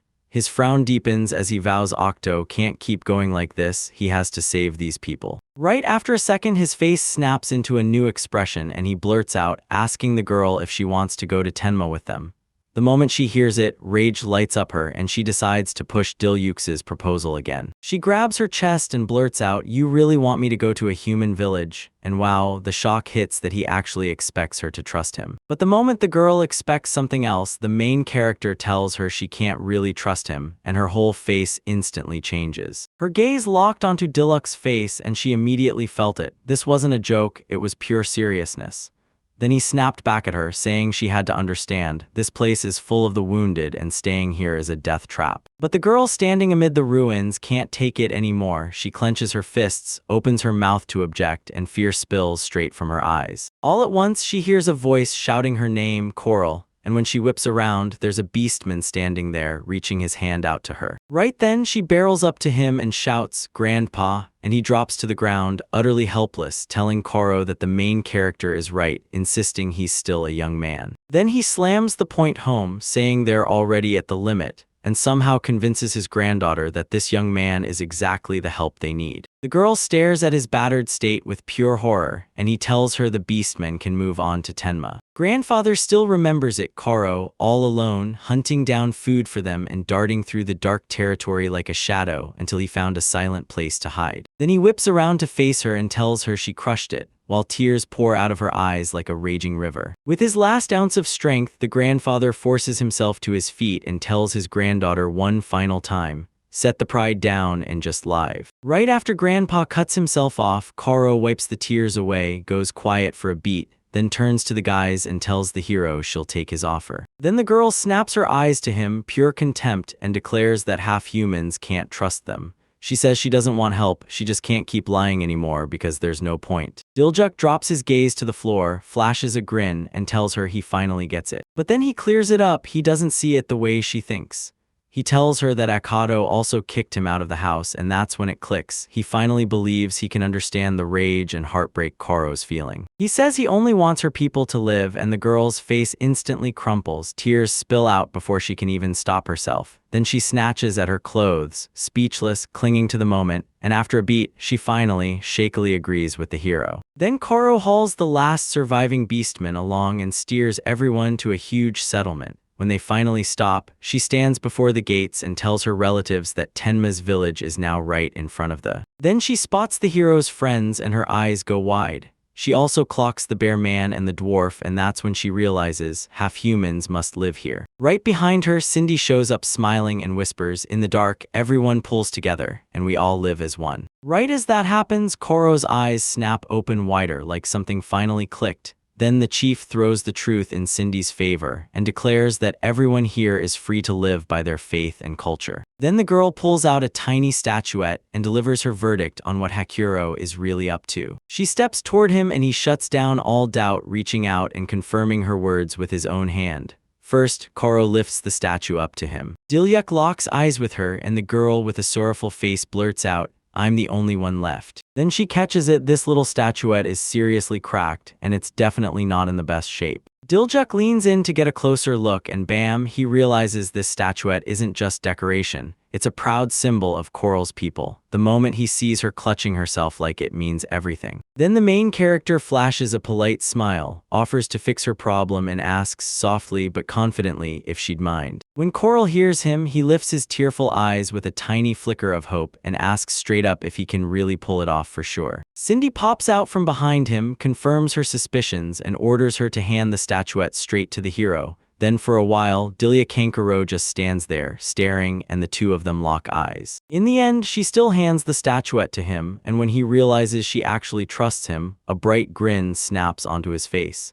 He snatches the thing up and triggers an alchemical transformation, and just like that, every crack in the statuette vanishes. Kuro is stunned by it, whips around to Mr. Hakuro, and right then tears spill into her eyes as she blurts out that the statuette is the pride of her people. Dilek tells her all we can do right now is this, then leans in and promises, "Don't worry, we'll help you for sure." Then he grins and hands Koro her statuette, and while Cindy and Dodoria stare at her with warm smiles, Koro eyes the prize, reaches out with care, and her relatives cheerfully help her as she takes it. The statuette gets shoved straight from one hand to the next, until that girl finally snatches it, and the main character refuses to let go. Fresh tears spill back down Koro's face and she whips around to Diljuk, whispering, "Master," but he only smirks, then shuts his eyes. At last, the girl snatches her belongings back from his hands, pauses for a beat, and then blurts out her gratitude. Then she starts hashing things out with her relatives, and the main character just silently watches, thinking about how they helped those half-humans, only to realize the real problem still isn't fixed. Then Diluk whips around to face the wind, vows to smash Octo's tyranny for the people living there. Next day hits and he rushes up to the house, knocks hard, then steps inside, right into the scene. The beastmen perched at the table, Alice serving them, and a dwarf there too. Diljuk smiles and greets everyone with a hearty good morning. The moment he shows up, every head snaps his way, and they all cheer like they've been waiting to celebrate him too. The main character smirks in response, then spots it immediately. Today the beastmen look downright cheerful. He says it's already been several days since they arrived, and now, slowly but surely, the beastmen are starting to settle into life over the next 10 days. Diljuk asks one of the women how her arm wound is doing, and she lights up. She says the potion has her way better now, and the hero finally exhales and calms down. Suddenly, it hits him. Karo, where is she right now? He whips around and the woman starts to tell him what the girl is up to, but then bam, they both spot a tail peeking from around the corner. Right now, Karo kneels on the floor before the low table, clutching one hand with the other in front of her as she whips her head toward the great Hakuro and begs him to protect her mom and dad, while the hero peers around the corner, watching her like his life depends on it. He can't shake it. Yeah, the beastmen are here now, but that still doesn't erase the fact that they've already lost their home, their relatives, everything. Then it hits him. He has to help Koro's parents. Then his hand snaps into a clenched fist, his eyes harden with fury, and he realizes there's no turning back now. Then the tale jumps to a new house. Dilio steps forward, starts talking, scans the guys lined up around the table, and realizes everyone's finally gathered. First, the hero whips his gaze over to Cindy, Alice, and Dodoria on the right. Then he turns and studies the bear, the dwarf, Karoth, and Balak staring back at him from the left side of the table. Finally, his eyes lock on Karo, dead serious and ready. Then he finally commits, and at first he blurts out that he's going to fight the City of Roses before he catches himself and snaps, "No, I'm fighting with cold." That kind of news slams the room into stunned silence, and the guys scramble to figure out what's going on. Seconds later, Karoth blurts out, "Are you gonna attack us from here?" And Balak quickly clears it up, "Is it dangerous?" The hero snaps back, "Yeah, I know the risks." But then he hits the real fear. Koro's parents are trapped and everything could flip in an instant. Then the girl's jaw drops. She can't believe the hero would risk the village for her people, and she presses him to explain it all over again. Diljuk snaps back that sooner or later their collision was inevitable anyway, then warns her that if they don't stop Octo right now, he'll pay him back the same way. Then the hero clenched his fist tight again, slammed it onto the table, and started to speak only to frown hard and declare, "I won't forgive anyone who hurts the people of Tenma." He lifts his fist right up to his face, declares that his mission is to guard every last villager, and swears he'll never hurt them again. The guys all react in their own wild ways. The bear stares in shock, Dodoria smirks like he expected it, and the dwarf straight up gains confidence in the hero. Karoth is all in because the village head said so. Before the other girls even get a word out, Balak just smirks, dips his head, and seals the agreement. Cindy snaps back that as a summoned spirit, she'll absolutely step in. She won't just do it for that reason either. She says Diljuk always stood between danger and Tenma because she remembers the fights like they're etched into her mind. Then she leans in and admits she's the one who witnessed it firsthand. Cindy puts it all together and says, "That's why we're winning this time." Then, in response to the hero, he's caught off guard, in a good way, grinning while he calls her name, smiling the whole time. Then Dodoria steps up and offers to take the lead, and the bear vows to back him the same way Diljuk helped them once. After that, the dwarf throws his support behind them too. Out of nowhere, the hero hears Hakuru's voice begging him not to forget, and the hero thanks him. He whips his gaze to Karo and tells her they've already settled everything. Then her eyes blow wide with shock. Then right on cue, her expression flips and a confident smile lights up her face. The girl nods, backs the hero up, and swears she'll join them too. Diljuk bows in pure gratitude, thanking everyone to their core, then grabs the mic and pushes a brand new strategy. Dodoria snaps her arms across her chest and demands, "So what do we do if we can't just charge in?" The hero answers, "Pushing into their territory from here is suicide, too risky, so I'm trying to avoid that." Karo then blurts out the real problem. Rose's residents never cross the border. She says their village started out wedged between Tenma and Rose's, and the arson mastermind from the start was Rose's. Then Dodoria explodes in rage and snarls that even the village in Tenma's territory got burned. insisting that Rose's people will try to blame it on a so-called natural fire. He wrestles with the fact that he tried not to trample into Raza's territory, then assumes Akto doesn't know the exact borders, and that's when he starts wondering who told him. Then Balak leans in and says, "We strike from the other side,"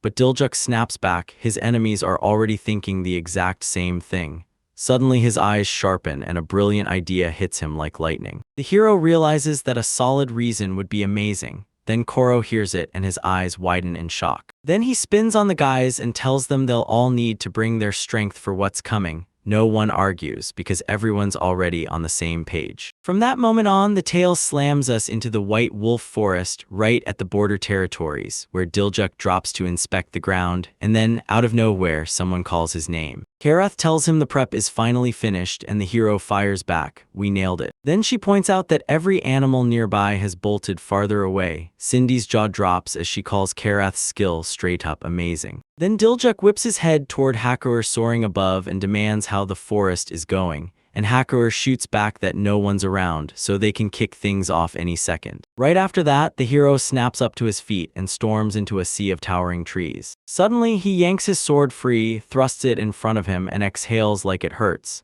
Then he unleashes his magic and his bracelet snaps to life. Right then, a spiral of blazing fire snaps around his sword like it's alive. Seeing that, Cindy's eyes go wide. She can't believe how much magic has been stacked inside that bracelet. Then Diljuk whips in a massive swing. Right after it connects, he blasts all his fire magic straight ahead. Every tree ahead of him bursts into flames at once, burning until a clear straight path cuts through the chaos. The flames roar across the land, tearing through everything they touch. As soon as the hero finishes his little schemes, Cindy bursts into loud screams, because they've finally got a way forward. He whips his head toward her and vows he'll keep leaning on her, and she shoots back that she won't ever let him down. Then the girl shoots her arms forward, unleashes an alchemical transformation, and right in her hands, a shape like a pentagram ignites into view. Diljuk raises the sword back in front of him, then smugly declares everything's under control and right on schedule. Then boom, footsteps snap his focus. The hero blurts, "What was that?" and figures it's the enemy creeping in. But before he can breathe, people spill out from the forest and Diljuk, brows locked tight, finally realizes they really did come for him. Two Rosa soldiers step out in front of him. One snaps at the hero, asking what he's doing on their turf, while the other warns that if he dares to attack, he's walking straight into a brutal end. Soldiers jab their spears toward Diljuk, barking, "Who are you?" and demanding he give his name. Then he grins and answers, "I'm Diluk Robelo, the lord of this village called Tenma." When the soldiers hear this, they snap in shock and demand answers again, convinced the lord himself struck them, and they order everyone to gear up for revenge. One of them steps forward and launches into a dash, then he thrusts his spear to strike. Diljuk flashes in and blocks it with a smooth move, sliding the weapon right under the spear's sharp edge. He smirks and says that the soldier's spitting pure nonsense, then he watches the man's reaction like he's waiting for the trap to snap. Right on cue, the soldier's confidence crumbles and nerves start to show, and the hero leans in to promise they'll come for his revenge. Then the attacker soldier backs off and his comrade doesn't even dare to swing back, because the moment he looks down, he spots fresh earth under his feet and complete shock hits him. Then the soldier snaps his head up, hearing a voice that proves his instincts right. Cindy even swears this road was built out of thin air, and only for the last 10 minutes. The soldier who struck the hero snaps into full rage and demands, again, what the girl said. Suddenly, someone tells him the only way into the territory is hidden behind those trees, and he's forced to whip his head back and check what's waiting there. Cindy tells them to hide the real border by stacking fallen trees and burying it under thick grass. So the soldiers, totally clueless, blundered right past the border, and boom, they landed in Ten Mama's territory while Cindy hurriedly explains it to them. Then she puts it plainly, those soldiers burst into 4 interrogatories and it totally rattled them. Watching it all, the girl smirks with relief and then immediately frowns. Not knowing what to do, the soldiers froze in place and just stayed dead silent. Then one of them realizes he didn't notice it in the dark and self-blame ignites in his chest, right as a wild idea suddenly hits him. He tells the guys reinforcements are coming in soon at that sound, and there's nothing we can do to stop it. Then voices suddenly spill out from the bushes, hunting down the source of that noise. Just when it seems like all hope is gone, reinforcements burst out from the bushes. Then the soldier yells that the Rose people are still out there, and that's when it hits him. the hero and his friends have already lost. But Diljuk isn't even a little scared. He shouts to Carrot. The moment she hears her name, she straightens her bow, says she's got it all, then pulls out a huge hammer and smashes it into the ground, sending sparks flying everywhere. Then the girl snatches him up and grins, saying it feels amazing when everything sticks to the plan. Then she slams her hammer down again, springs up for a heavier hit, and the next moment traps erupt beneath the soldiers' feet. Right after that, they slam shut again, and it makes everyone scream as the soldiers panic, suffer brutal pain, and scramble to rip the trap open, but Karath insists it's not fatal. Cindy suddenly swings around from behind her, grinning and saying, "That's cool," then quickly shuts it down, telling her she doesn't need praise. Then the hero storms in and cuts them off. He thanks Karath for her help, then tells the girls to head back to Tenmo. Then he spins toward Karo, and she blurts out that she came here for exactly that. She suddenly turns into a cute little dog, then looks the girls dead in the eye and begs them to hop onto her back. Cindy can't stop staring, and Karoth realizes she can even transform. Then they hop onto his back, and she yells for them to hang on tight before launching into a full-speed dash. The hero whirls toward her and demands they protect the village. She nods instantly. Then she dashes off the battlefield. But Cindy can't shake her worry about Diljuk as she watches him slowly vanish behind the trees and bushes. Then she snaps her gaze forward, wishes him good luck, and swears she'll carry out her duty too. But while the soldiers writhed in agony on the spot, the hero told them, Karoth's traps won't last, soon they'll vanish, then ordered, "Run now." Then he says it straight, no senseless bloodshed, while he keeps his sword raised, glaring forward like he means it. Seconds later, the traps die off and the soldiers choose retreat until one spear in hand refuses to move, staying planted and demanding the hero strike him, swearing he'll never get away. Then Diljuk clenches the sword's hilt until his knuckles ache, whips into a fresh swing using the Rebello style, and blasts out a brutal magic ray, moon ship slash. With that brutal blast, the soldiers get hurled every which way, then the magic ray cuts out and they snap to, shrieking as they crawl away to survive. The hero tightens his face, realizes that way too few people are willing, and a drop of sweat starts sliding down his forehead. But the two soldiers who struck first are still crumpled right where they fell. One hisses that Diljuk is just too strong, while the other stares in disbelief, wondering how he ever got that kind of strength. Out of nowhere, the hero snaps his head up, stares at the sky, and realizes dusk has slammed in, heavy and fast. Then it hits him, Nightwatch soldiers have gone stone still, and the escapees are probably already screaming for reinforcements. He stares at the floor and mutters to himself that more skilled fighters are about to kick the door in next. Diljuk juts his sword arm straight ahead, and when he feels his body shake, he realizes he's burned through too much strength. Then it hits him hard. He darts his hand into the inside pocket of his jacket, and the hero blurts that he carries food exactly for moments like this because Alice prepared it for him. Suddenly, memories slam into his head when she told him she wasn't much use in battle, then still offered him her food, praying it would at least help him. As he chews, Diljuk suddenly feels his magic roar back to life, and in his head he thanks Alice for getting him restored. Then he raises the sword in front of him again, wipes the fear from his mind, and vows he won't falter against the next wave of soldiers, because protecting the dark is his plan. The hero steps in to seize the reinforcements with total confidence, but it only makes his face crease in a deep, heavy frown. But then out of the forest, just one lone fighter steps forward and instantly realizes what deadly power the Diljuk has. As he bursts out of the dark, it's a tall, oddly octopus-looking man, long black hair flowing and a wicked smile on his face. Then he challenges Diljuk to fight him, and dread hits right between his ribs. Facing the man head-on, the main character finally works up the nerve to ask him who he is. And right then, he demands a chance to prove what Diljuk can do. As the soldiers stride away, they spin back and shout, "Mr. Doltrin," sneering that this hero can't handle him. Then they fix their eyes on the man. Diljuk, dead sure of it, decides right there he's a real leader from the City of Roses. Dalton still remembers it. His lord brought him up, swore he'd repay what Dalton did, and called it nothing but utter stupidity. Then Diljuk spots it right away. The man wears his feelings openly when he talks about his master.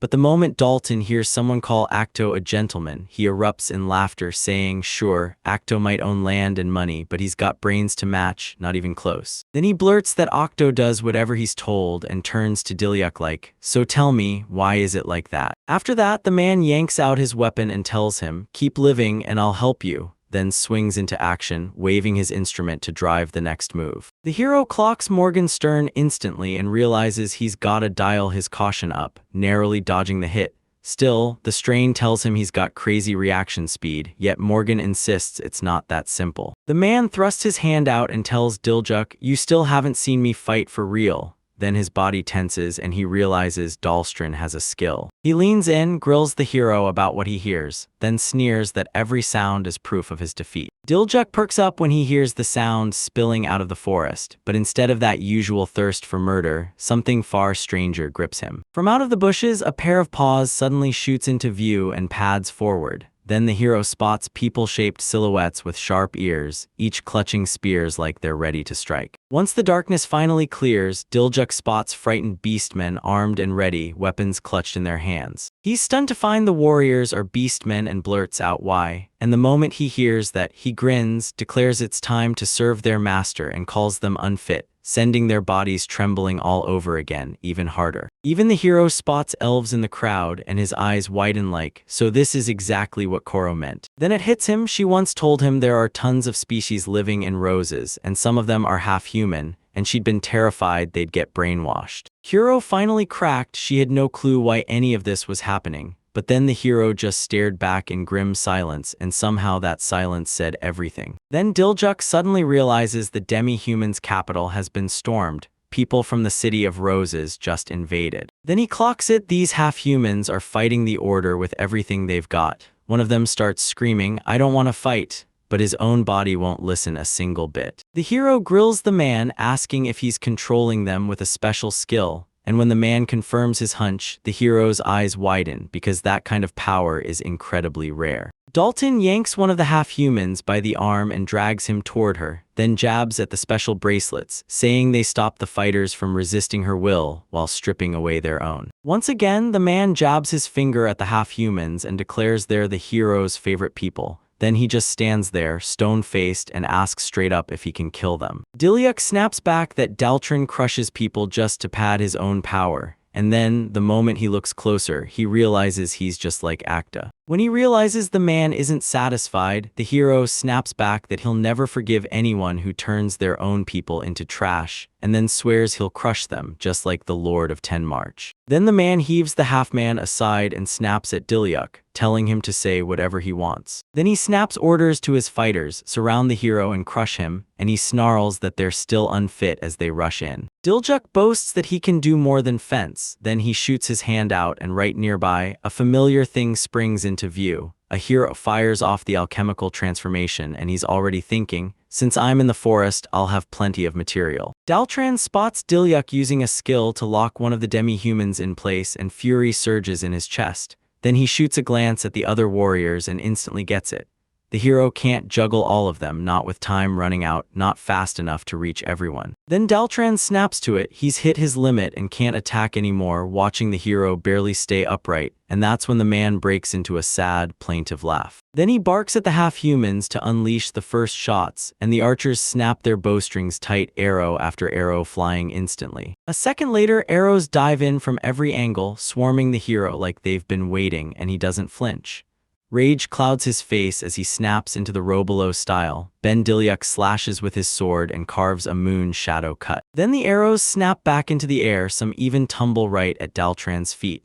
He realizes the hero just used an attack technique to fend him off and he's shocked, but he quickly warns him, this isn't over. And right after that, the warriors yank the bowstring taut again. But Diljuk snaps back that it's pointless and he thrusts his hand forward. Then he slams the alchemical transformation down, and a giant hill suddenly erupts between him and the fighters. He notices the hero slammed up an earthen wall, and rage flares in his eyes. Then he realizes the hero's got him now, striking from a blind spot. Daltron clenched his jaw, blurted out how bad it was, and scrambled for an urgent plan. Then it hit him. He snapped to the hero and said, "Relax, I was just joking." Diljuk didn't get it at first, but he still pushed to understand. Right then, the man barrels straight at the demi-human's leader and yanks him into his own arms. Then Diljuk freezes, finally clocking what he's doing. Dalton slips in from behind and clamps over him with his body, forcing him to cover up. The half-man's face looked wrecked like death was already knocking, so Dilyuk panicked, begged him not to go through with it, and the man just broke into laughter, asking if nobody could even attack him. Then Daltran realizes he can turn even an old man into a punching bag just by tossing insults and mocking him, and the second the hero hears that, rage takes over and he clenches his teeth. The other half-humans, still bound by the hero, start screaming that this is deadly, then they call the old man the head. Dilyuk catches every word and starts scribbling notes. Then it clicks because he's the head. He's sure this half-man, Koro's father, is the one standing right in front of him. The man snaps to the realization that they actually know each other, and he shrugs it off as luck. Then he orders Dilyuk to freeze, warning that if he moves, the head is going to take the hit. That's why he steels himself and speaks up, because he finally understands what he's about to face. Daltran whips around to his warriors and barks that it's time, get to Tenma now, and the hero reels, shocked by the news. Then the man finally lets him chase after them. He figures Hakura must be the move because he can't believe Tenma's supposed to get destroyed. The hero catches the idea. He can send Hakura, but right then, another terrifying thought hits him. Dalton suddenly bursts into laughter and tells the old man, I can go back to Tenma Diljuk Rabilo, then leans in and admits the truth. The hero can't save everyone because he refuses to abandon anyone. After that, Dilyuk flashes a smile and tells the man, you haven't won yet, I'm still in this. Daltran shrugs it off and says he only knows how to scratch his own tongue. Then Dilyuk blurts out that he'd already seen Tenma was going to get hit, lays out his plan to stop the attacker, and presses the man again. Then the hero insists Tenma will be guarded by Cindy, Karoff, Balak, and Dodoria, who just rode out, and he starts picturing his crew lining up with weapons, fighting with pure grit because his comrades are rock solid. After that, the hero leans in and swears, full soul confident, that he believes in them. Then Dalton cuts in with a blunt, prove it, test after test after test. Suddenly, his head starts snapping back into reality, slow at first, so he lies there with his eyes shut, mumbling his daughter's name over and over, until even that starts to fade as he finally shuts his eyes for good. The moment he spots the hero ahead of him, he blurts out, is my daughter okay? And gently reaches his hand toward him. Diljuk snaps back that Koro is safe, then tells him about the promise he made, returning every one of her loved ones. The head's eyes snap in a new direction, and he clenches his hand into a tight fist against his chest, staring like he can't believe what he's seeing. Daltran slips up behind him and snaps that he acted way too presumptuously,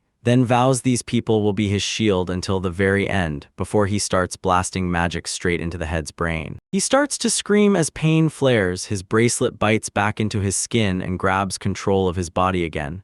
The hero clocks it instantly because he can see the head getting held hostage all over again, and then it hits him. He finally understands. Then Dilyuk leans in and swears he'll save him for sure, so he can live happily with Korra, and with that promise hanging in the air, he stares him in the eyes and demands he trust him. When the half-man hears it, he snaps his eyes open and starts buying into the hero's words. Then the bracelet finally stops acting up and stops working on him again. Then Diljuk whips his sword up, he's ready to strike. Daltran's jaw drops in shock, thinking the hero finally chose himself over his people, and pure fear flashes in his eyes. Right after that, Dilyuk charges toward Daltrina with a sword already drawn, magic roaring around him as he keeps pressing forward. Right now, the head clings to the hero's words, how he vowed they'd all live happily together with Koro, and remembers the moment he begged for trust, so the head chooses to believe him. Then the head whips out his hand and unleashes his power. His palm morphs into a beast's paw, swelling bigger and bigger, until the bracelet finally gives up, cracking into a pile of shattered pieces. Then his head snaps into a giant dog, bolts away from Daltran, until it finally clicks how he even managed to shatter that bracelet. Then the man jabs the hero with a brutal question, how does he still have strength, and rage instantly flares up. Right then, a razor-sharp confident smile slashes across the hero's face. Then he bursts into Daltran's space and drives a blade into him, while his head scampers straight to his relatives. But the second he reaches them, he crumples to the ground like a switch flipped, sending them into total panic.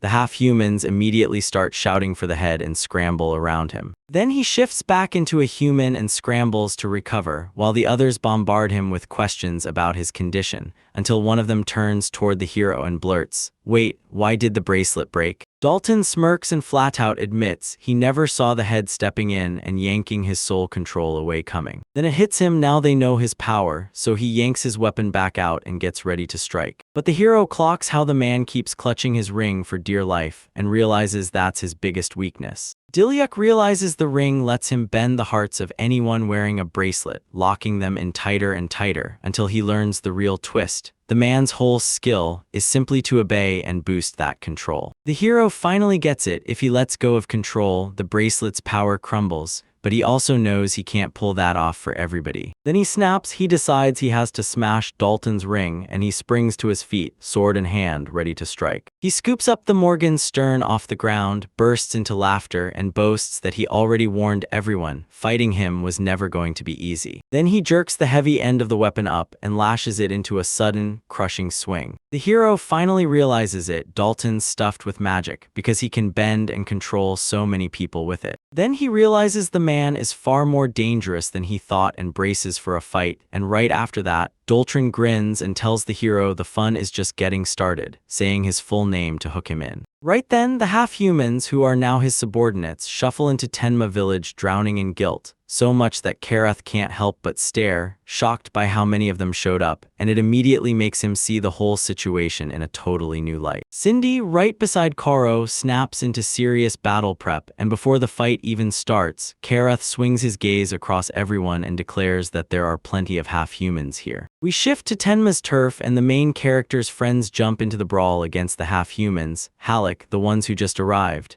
Halleck snaps his sword up to block the strike, then shoots back with a disgusted look like, "Are you kidding me? There are more of you than we thought." Right then, the bear slams back the next half-human attacker and snarls that these warriors are being puppeteered by someone, controlled to the bone. Then Dodria slips out of the attack at the last second, admits fighting like this is brutally hard because he refuses to hurt his opponent. Then he smacks him on the back of the head and throws out an apology. Right then, the dwarf leans in and starts inspecting the bracelet on one of the half-humans, blares that they're magic, and vows he'll try to smash them while the fighters are still out cold. Balek glances off to the side, baffled. This skill feels downright weird, and he can't help thinking the one who wields it must be just as strange. The bear's jaw drops all over again at the sight of all those half-humans, and worry gnaws at him, so he turns to the others and asks, "Do you think Diljak's gonna be okay?" Bale reassures everyone with a bold grin, saying the hero's probably just fine, so don't you dare worry. Then Dodria swings his gaze to them and declares they'll protect the village. Dilyu swears he can trust, and the bear finally snaps back, steadies himself, and agrees. Meanwhile, the girls are duking it out in Tenma's rocky mountains. Cindy slams an alchemical transformation, then the half-humans surge in and clamp down the plant roots.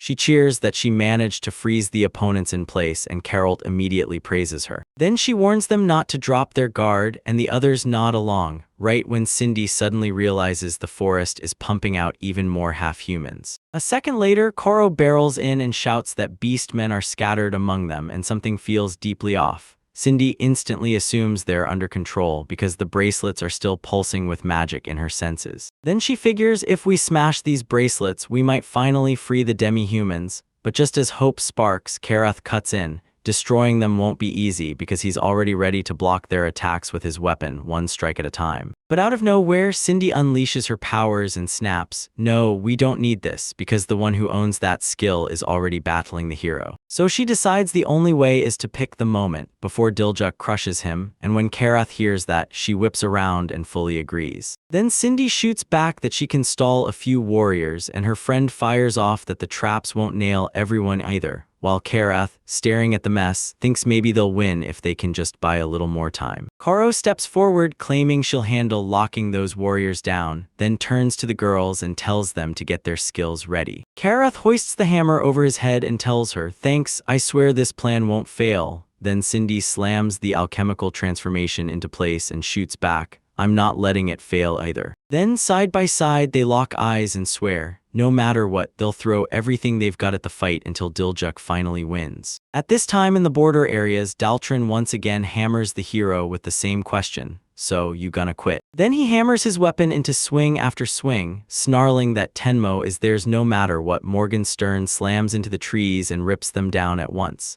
The hero barely dodges the strike, shocked by just how far Daltran's weapon can reach. Right after that, Diljuk unleashes magic, springs upward, and swings down to smash the man from above, only for his strike to skim past the bound demi-humans by inches, sending fear crashing through them. The hero clocks what's happening, and the moment he does, he realizes one careless move could crush innocent lives. Then a sharp idea hits him and his eyes snap from shock to pure, burning rage. Daltran tells the hero that juking forever won't get him a win, then he swings again and the same one refuses to answer, scrambling to spot the opening.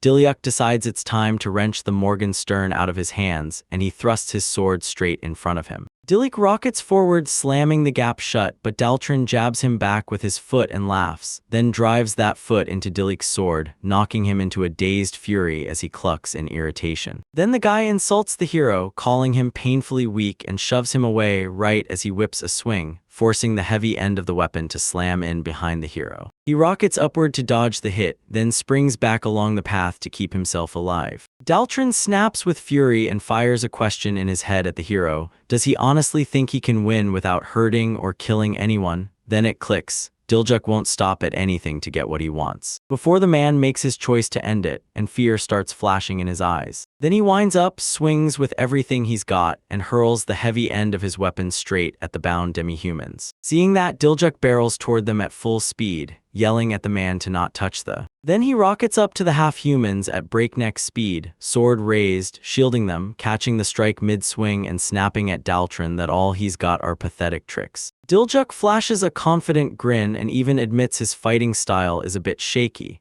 But then he laughs it off and tells me he's got friends ready to jump in, and the guy who never understands anything just keeps asking him again. Next, he yanks the heavy chunk of the weapon back onto himself, and just like that, the hero slams the summoning button. A window pops up beside it, spilling the skill's description and a point gauge that's already maxed out. Diljuk can't believe it, he's finally stacked up enough points, and that rush makes him feel like his own strengths can carry him from here. Then the hero snaps back to that terrifying moment. A bear crept up and questioned him, asking if he was really going to fight all by himself, so he answers by calling its name. Then Dodoria slides into the conversation, tells the bear not to panic, and makes it clear Diljuk can always call Hakura back whenever he wants. But then the hero says he won't summon a dragon near the border, and his friends lean in, dying to know why. Then he leans in and tells him straight up. Summoning Hakuyu guzzles magical energy he can't afford, and once the battle's over, he's going to need that dragon's help. Then Dodoria clocks that Diljuk is really about to go into battle solo and admits, straight up, that he's just as worried now. But to calm his friends down, the hero cracks open a window and tells them, "Relax, I've got a safety net." Scrawled in the window, it promised the owner could summon creatures from the past and unleash their powers, and the points sign flashed 820 out of 1,000, while the hero bragged that he racked up even more points during the planning. Then he promises he'll rack up points fast just for summoning, and immediately pull out a fresh spirit too, but Dodoria clocks the twist. The hero has no idea what spirit he'll summon while he's still caught inside the window doing it. Then Dilio lifts his head to the sky, realizing he already has one candidate, before he snaps back and recalls what Haruki told him. When the dragon promised that the militant spirit would answer his call the moment it caught the scent of battle. Then the hero thrusts his hand forward, speaks straight to the ancient spirit, and demands it appear across time. An eerie aura starts to coil around him, and he unleashes the summoning of the ancients. Right then, a tiger-like spirit bursts onto the battlefield and snaps into an angry growl, while he can't help but smile because his moment has finally arrived and he's been waiting for this forever. With a thunderous burst, the tiger lunges and springs off its hind legs, and in the same heartbeat it rockets in front of the hero, throwing its own body over him to shield him from harm. But once it locks eyes on Daltran, the tiger's focus snaps into place and its aggression spikes. The man stares at his own appearance in shock, and then fury detonates, because he finally realizes his defeat is breathing down his neck. Right then, Diljuk cracks open a window and hunts for details on the spirit he's been summoned to face. And then he sees it. This spirit's name is the *** Furious King of Beasts ***, with *** 1 level out of 5 ***. The description screams that the owner will be handed the legendary beast's jaw-dropping power, the asterisk red tiger asterisk asterisk. The hero snaps to it. This legendary beast is right in front of him. Then the beast jabs a finger at the guy and asks if he needs to be defeated, calling him bro, and Dilyuk just grins back, smiling as he apologizes for even asking for help. Then the tiger nods and lets him hop onto its back. Right after that, the hero climbs on and rides. The man snarls that the hero just called in another friend, then he swings his weapon, but the tiger doesn't even flinch. Clinging to the tiger's back like it's the last lifeline, the hero feels the speed hit him like a wave. And right then, Daltron whips his weapon around toward them, certain they can't possibly dodge his attacks. The tiger hooks his weapon straight off the chain, yanks him to a halt, and then drives its paw down on the heavy part of the Morgenstern slam into the ground until it snaps under his weight. Afterward, the tiger spits the broken weapon aside and snarls for Daltron to back off. Then he shoves the hero up with one violent push, like he'd been itching to strike the whole time. Dilyuk rockets into the sky, swoops down on the man with a loaded sword gripped tight in both hands, and shouts that this is the moment to settle everything, then calls him by name, right before the hero slips into his timid style. Then he drives the moon shadow cut straight into Daltron, and the instant it lands, Daltron erupts in a blood-curdling scream. Right then, the man heaves a rough cough, then crumples, knocking out cold right at the hero's feet.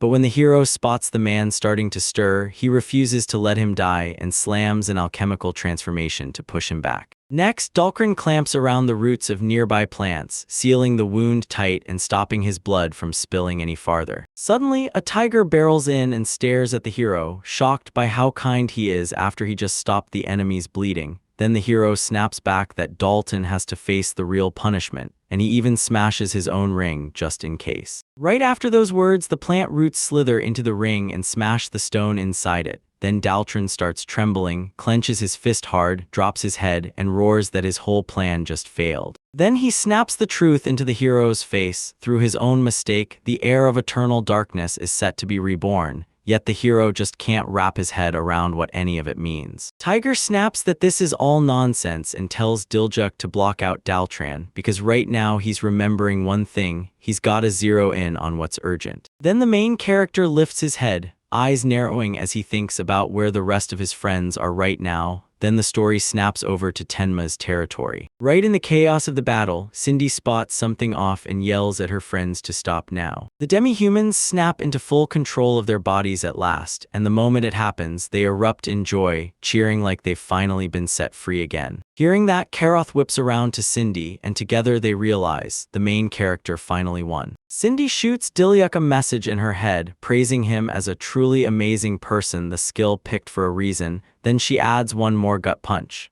The call of the ancients only answers the ones who have what it takes to be king. Cindy crossed her arms over her chest and suddenly remembered that day, when they became spirits and had to wait 4,000 years. She says they've been waiting for the one person who can do this, and then the girl drops the real truth. When the main character brought her back to life, she remembered how it felt to be happy again, creating things together. Cindy vanished into that ancient darkness, and just like that, the world forgot she was ever there. Still, she's convinced the hero carries the soul of a true king, exactly what it'll take to bring Tenma back to the glory it used to have. Then she steels herself to chase Dilyuk's goal with everything she's got. Right after that, she goes to rescue the demi-humans. Then Karoth catches this weird rustling sound out of nowhere, and every instinct screams danger, so she rushes to warn Cindy about it. Cindy admits the forest has been acting strange for a while too. Then boom, she hears a voice she recognizes.